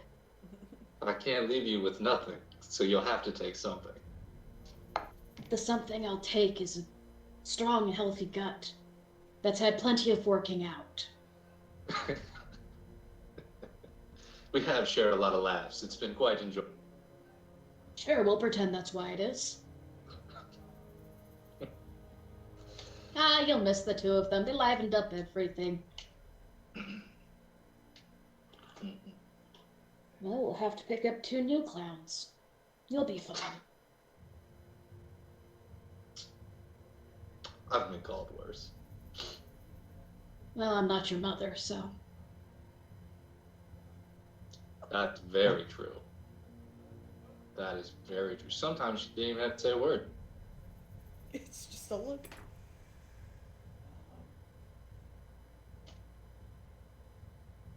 She kind of doesn't say anything. She just kind of. You can tell there's like another thing, but even she's like, maybe not that joke. Maybe not that one. One would be disappointed in me. It kind of laughs beside him. This all goes down. But he'll touch his brow, dip his head a little bit, Yeah. and Like we'll give a small bow as well. and then I will exit at least. I'll probably be a little after him and probably go back to the place.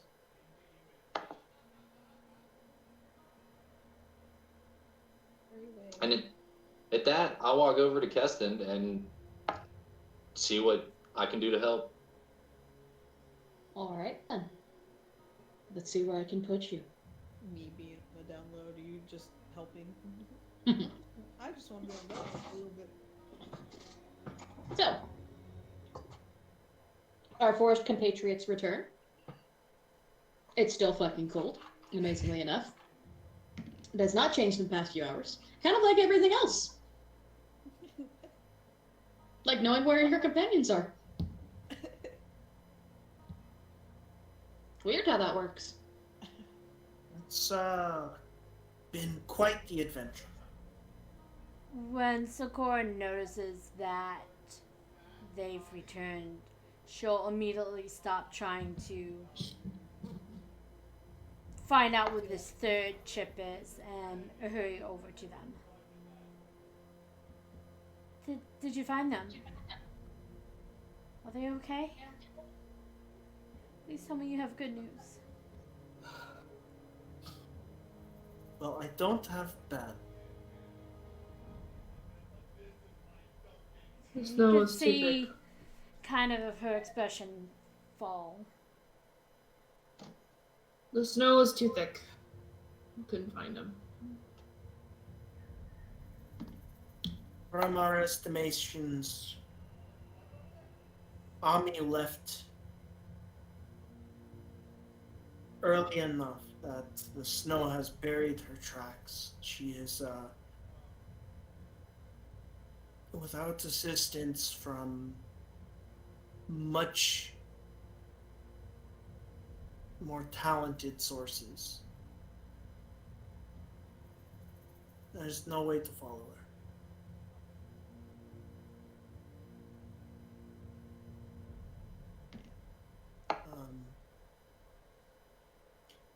Saren is currently out of touch, and it appears there may have been a place where the First World touched nearby.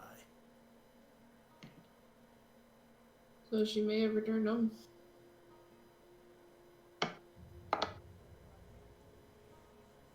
She starts fidgeting, looking at the ground, shifting nervously, and her ears all. But there's no frozen bodies. There's no blood. There's nothing to indicate they are in any distress. So I'm going to say my hunch is most likely right. They found each other and they ran off.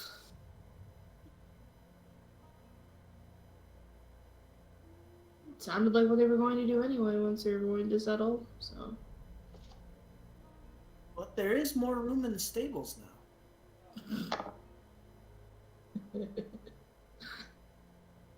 Yeah, I guess that's a silver lining. And that small little shack is now available for anyone who needs rest. Or the proper storage of items.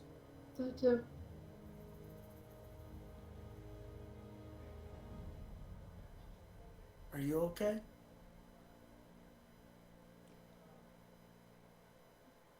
No. But There's nothing I can do to change what's been done. You're right. But it's not your fault either. It sure feels like it is. It's not. Because you tried to be the best.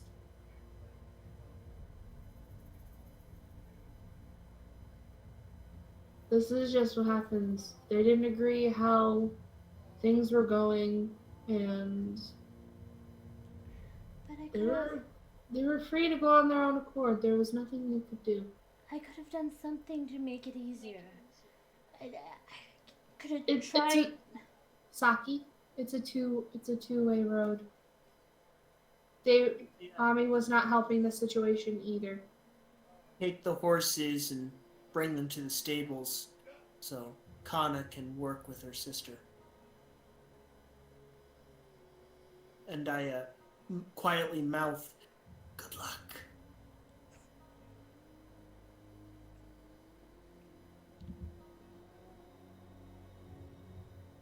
It's not so much that they left, but they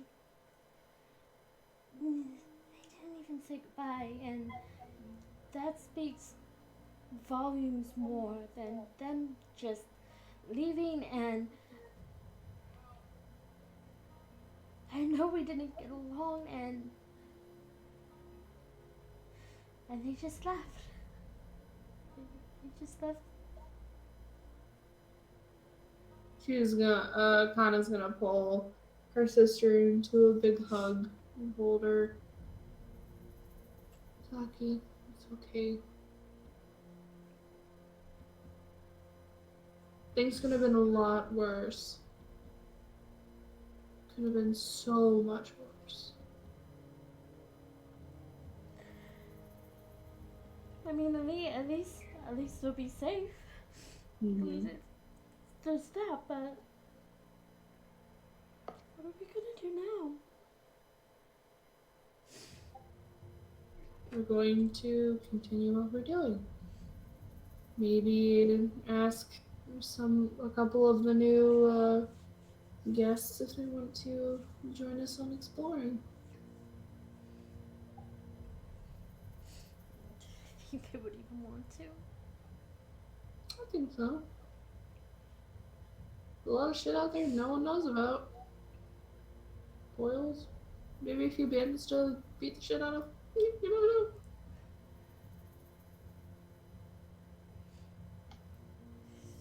Think we even have a chance out there? I think so. These past few days, I'm seriously doubting. Think of it as a sort of restart.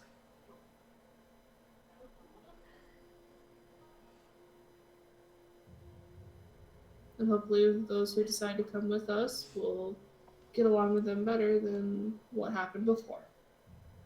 And we take what we did beforehand and take it as a lesson. Yeah. Hopefully they'll give us a chance and we can do better than before. Mm-hmm.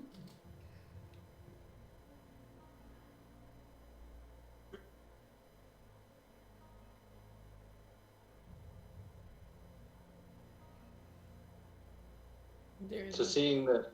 Go ahead. Go ahead. No, you can go ahead. It's all you. Okay. While this is going on, Slate's kind of like looking at everything. And he notices the two of them talking as he's just slowly walking up to them, and he'll stop a little bit of ways, probably about 10 feet from him, and be like, is everything okay? I don't want to intrude, but I just know that she's been a little pensive. I wanted to make sure everything's okay. Yeah, it's just been a rough few days before your caravan showed up. Is this about the friends you had prior? Yes. They kind of left without saying goodbye.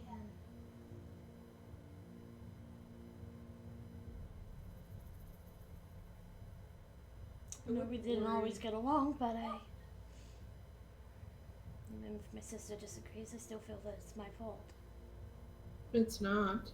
I'm going to keep telling you it's not. He's gonna take a couple steps forward where he's more closer to them. If they had their reasons for leaving, maybe it was best for them to leave. Though I understand the not saying goodbye, but if important things come up, sometimes you have to go. Part of me is saying it wasn't something important. They didn't like that. Our views on things did not agree. We were tasked with settling these lands, and they weren't interested in that. See. Well, it was definitely best for you all to go different ways. If this was a conflict of interest, it may have been best. Though I understand the pain that you probably feel for leaving, for them leaving with no word. But don't let it get you down too much. Mm-hmm. There were other things that were put into account with this whole situation, but I can, if you want more information, talk about it later. Fair. I totally understand. I just was slightly worried. And wanted to try and help where I could. She'll kind of give a quick kind of strained smile, like she's trying to be polite. Yeah. I appreciate your concern. I do apologize if I have worried you. Definitely not seeing me at my best. I mean, I understand that, but sometimes you can't always present your best. You're worried about your friend, even if you all did. Yeah. They're still.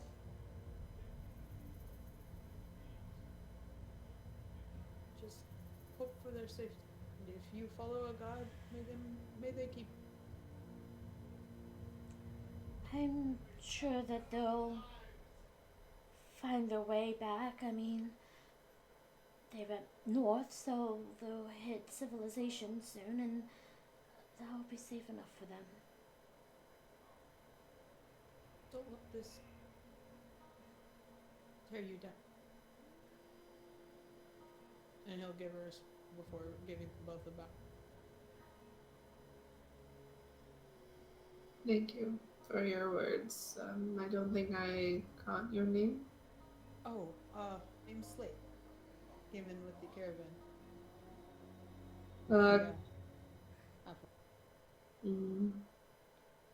My name is Kanako, but friends and family call me Kana. Kanako? Maybe eventually we can make it. He gives her a It's a pleasure to meet you, Slate. My name's Sakura. to meet. And the young man that was with us, I did see you talking to him earlier. I'm sure he's introduced himself, but that's Me. Mine. For some reason, I need to just put an I in front of the Y, and it'll be fine in my head. I just need to. For some reason, my mind does not want to turn the Y into an I. Yes, Mayin. I did get for a little bit. I just think that's my Come on, mine. That's exactly how I memorized it. That was, come on, mine. And I hate that song, but it worked. Speaking of Mine. I'm Grokon seeing Slade head towards the girls, seeing my stable, will follow Mayeen to talk to him in the stable and help him with the horses. Talk to some bros. Real quick, do we have a little time tonight to go a little long? Is that everybody cool with that, or? Yeah. I'm okay. Yeah, we I can go a little. I can go forever, man. I literally woke up before. Like, Oh, good. I'm used to these people being like 4 hours, not like we're like, nah, man, this was an all-day affair when we yeah, came. no, I'm ready to go longer. Okay. Go So, forever. I don't know about forever. I got other games. Cool. Okay, we can So, go a bit longer. So cool. Grokon, without saying much to Mayeen, walks up and just kind of nods at him and grabs the bridle. One of the two horses. Please be Yuri. Offers him the bridle to actually Yuri. And goes to handle Every time you- Arabelle. I appreciate the assistance. I did not expect you to. Come in. Well, horses need brushed down when you get them in out of this kind of weather. And I figured it would be better for the animals to have two people working on it than you have to do both of them. Yes. I appreciate the assistance. Mine gets into removing the saddle and gear from Arabelle and then getting ready to brush her down. So, enjoy horses? Or? Water horses. I don't really care for horses on land. Just when you live on an island and you use boats to get around most of the time, I prefer riding in a wagon over riding a horse. Well, there's a lot that goes into that, and I understand and respect that. I much prefer a horse to riding in a ship. Thought of being surrounded by that much water is terrifying. I'm not very good at swimming. Me either. That's why we try not to fall off the ship. You know, I'm sure I just you- don't want to be at risk. But what is life without risks worth taking?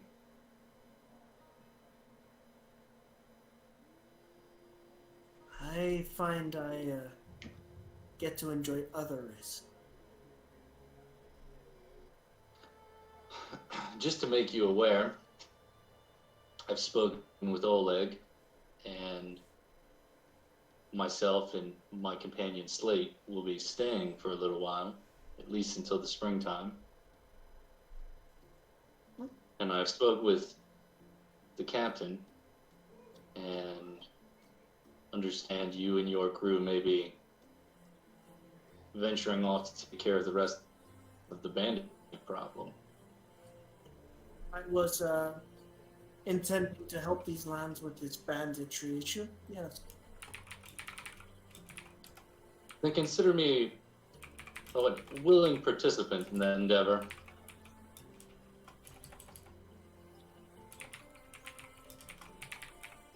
From what I've seen, you're going to either enjoy riding in that cart over there, or you're going to learn to ride the horse.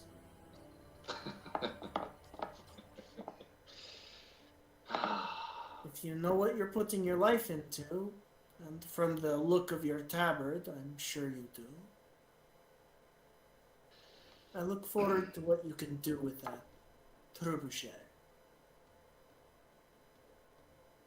Oh, this little thing? Oh. I swing it all right. But this is my real favorite. And he pulls out a kunai and proceeds to throw it into a post.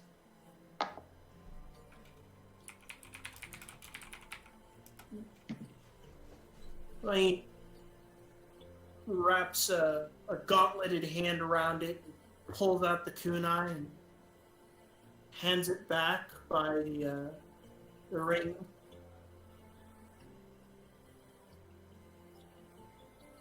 And then playfully flicks his fingers, casting wisps of shadows into a coil in his hand.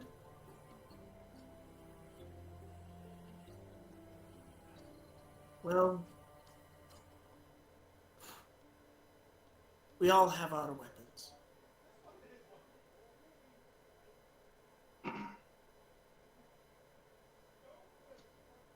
Then Grokon will use Mage Hand to lift the kunai and throw it back into the post again. I do appreciate it. And this time he'll walk over and pull it out of the post himself. Don't get into too much trouble with this. You've still got to brush down the horse. We wouldn't want And it with to that, die of Grokon- cold or exhaustion. Grokon grabs a brush and proceeds to attempt to deal with this horse, although handle it. 13. 13. I got a 13. That's not terrible. Yuri's not like... Yuri's not an easy horse to deal with. But... despite being... I'll say fussy. You know, not really cooperating, like when you have to turn him, he doesn't wanna. But he doesn't... You don't get bit, he doesn't kick you, he doesn't fuck with you, he's just obstinate. Doesn't keel over from a random heart attack. Not yet. Doesn't get beaten to death, you know.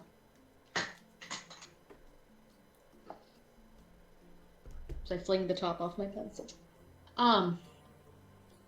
But yes, obstinate is a good word, I'd say. But thus the adventuring party is brought together. Huzzah! Let there be party. Woo!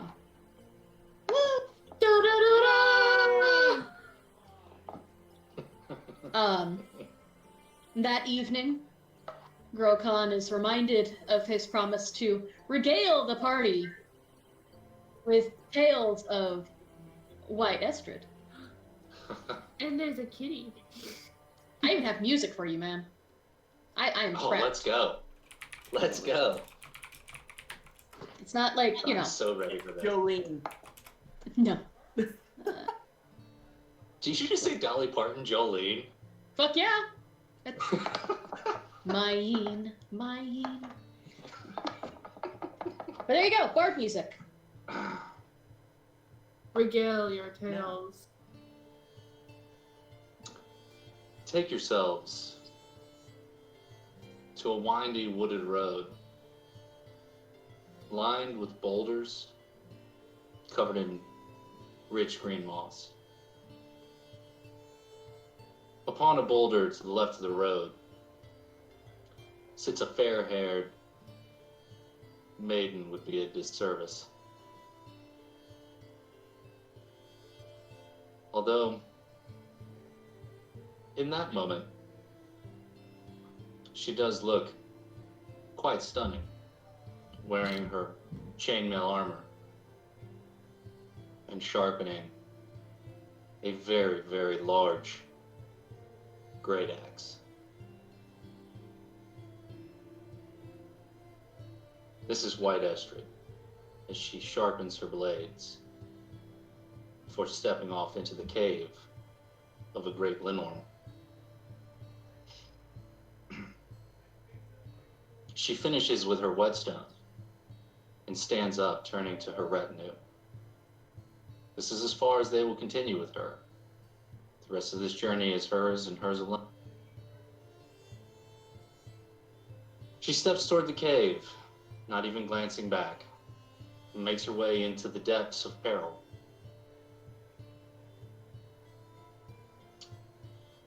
She stands firm, with no fear in her heart, knowing full well that even if she is to badge Lenore, She'll be cursed to the end of her days, despite being given a... And yet, she's never been more resolute about anything in her entire life. She steps into a large cavern and can hear the beast breathing deeply.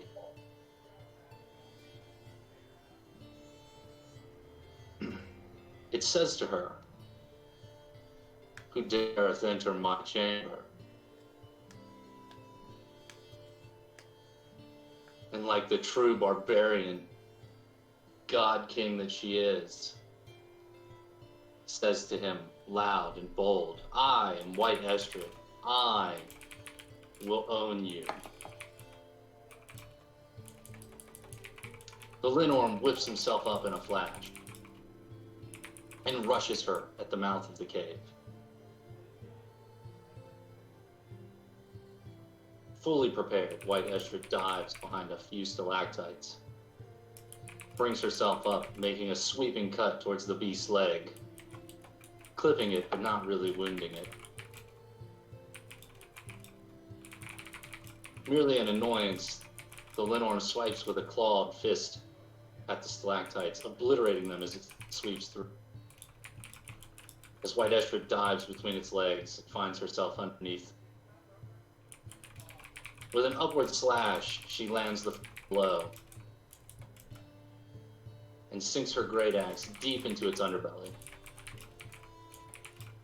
At that, the beast jumps to the side and lashes back with a right elbow and proceeds to knock her back several feet.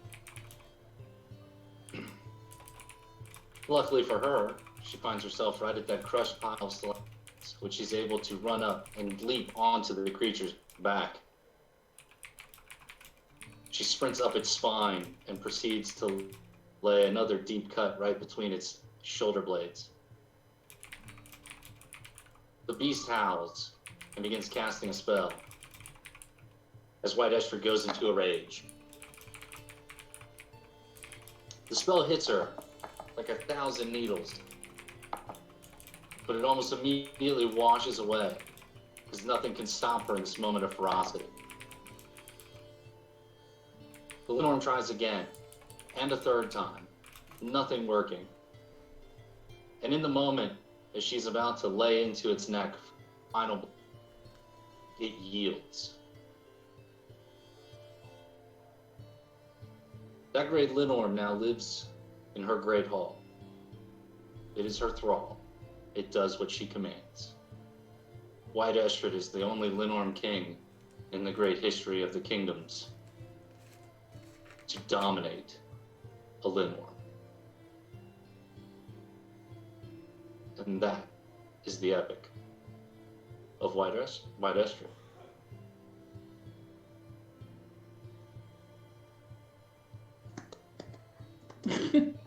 It Much reminds clapping, much me clapping. of some of the fairy tales I used to read as a child.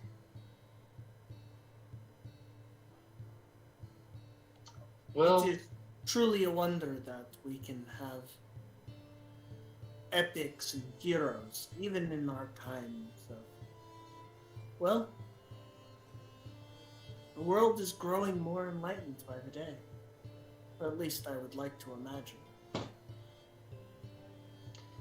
it would not surprise me if White Estrid one day were to follow the likes of Norberger, and Caden Kayleen, and Eridan himself, and attempt the Starstone.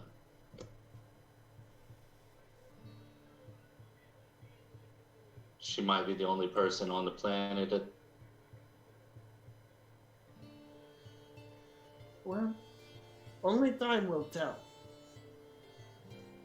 I appreciate the rousing tale.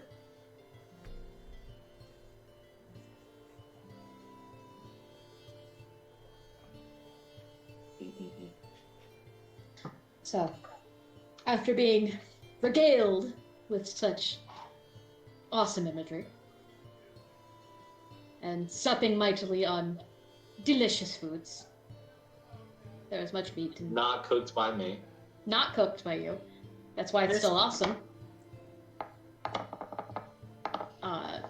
You each find your rest for the evening. There are 2 beds, in fact, open and available in the guest quarters that you may take if you so desire. As much as that's appealing, hammocks are a thing on boats, and I saw one in the stable and happened to have one in my bag. There you go. Aw, the bros are gonna camp. I will probably do that. Are you gonna braid each other's hair? My hair is already braided. I know, I was like, that wasn't me just like, sleepover. Like, no, actually, that'd be super fucking cool. Yeah. Yeah. Each other's hair. Fuck yeah. I say this in part because, out of character, our player from Ain, husbando over there, is going to be away for work for about 6 weeks. We wish him much luck and much, not suck. It's the army, so much not suck. Much. It's gonna be 5 weeks of hazing. Yeah, and he will be completely out of contact during this time, so he will not be here. So to help, facilitate that a bit, come morning, as the snows have melted a bit, as the day into the evening started warming up a bit, and then the morning continues the trend slightly. It's still a thick snow, but it's better.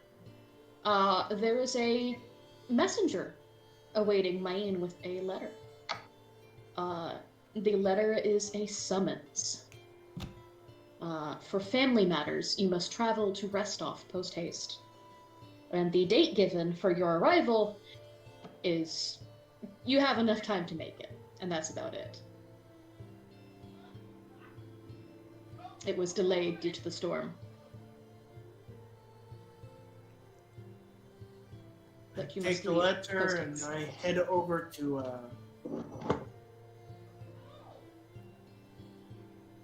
Sakura. Martin.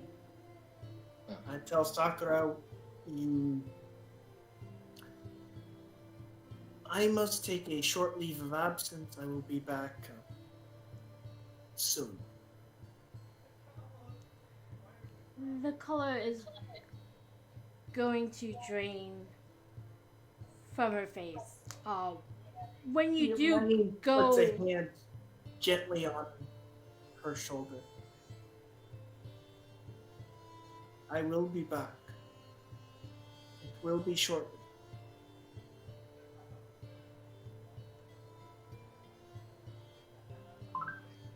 This is not something I can skip.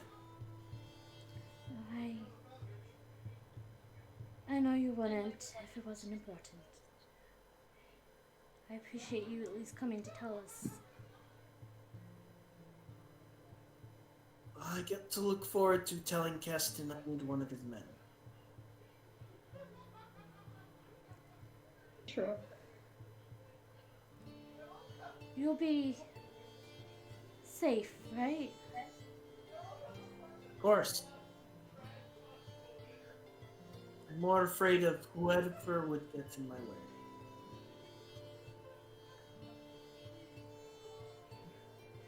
But then, well, I will entertain myself.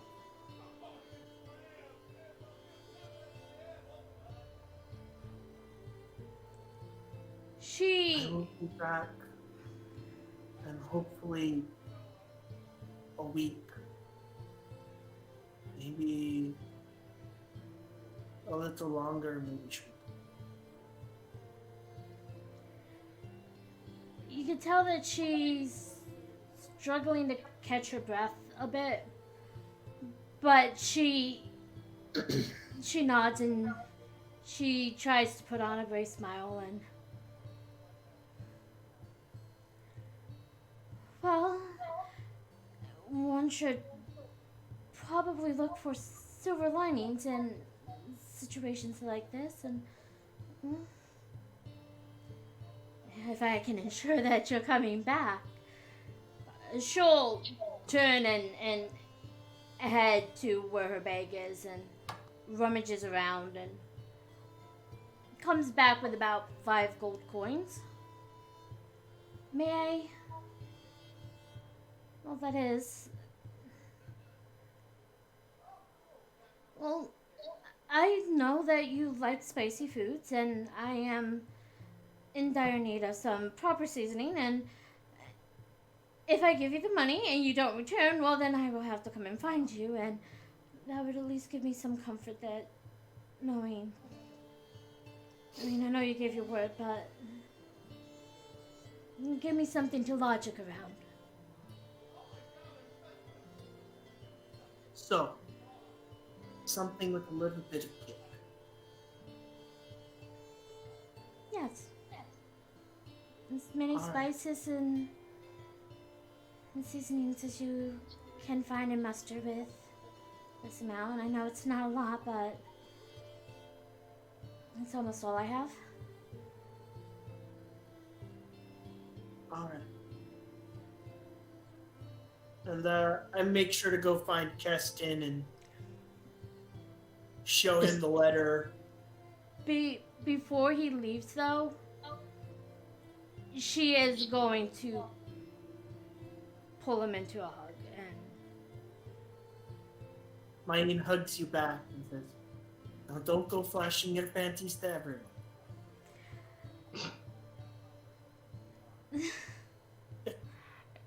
at a time like this is what you were going to leave on. Yes, because he has to make it up to you when he gets back. Just be Would safe not and come expect back. anything less. Say again? Wouldn't expect anything less. I'll be back with spices, and I'll make sure to bring back Keston's guy. Otherwise, Keston will join you in the hunt for me. It's good to know that I'll have an ally in that then. She tries to give a more genuine smile, but it's still definitely forced. I'll do my best. I know you will. And then I go and Discuss things with Keston. flash Keston the letter, which promptly gets him probably cursing. Pretty much. And you'll pack up your things and be assigned a boyo of your very own. And I do make sure to pause by Kana and clasp arms with her. Oh yeah, bro clasp. Hell yeah. While She's he's bigger than doing you. that, Sakura's going to try to feed the fig chips to Arabelle and tell her to keep Mine safe and bring him back, and she better come back too. She's grown quite fond of her. Says horse. Yay. And make sure you take care of yourself and your sister, Kana. And maybe your new companions, or should I say our new companions, will be of use. Keep that in mind and we'll make sure she stays safe. Keep yourself safe too. No promises.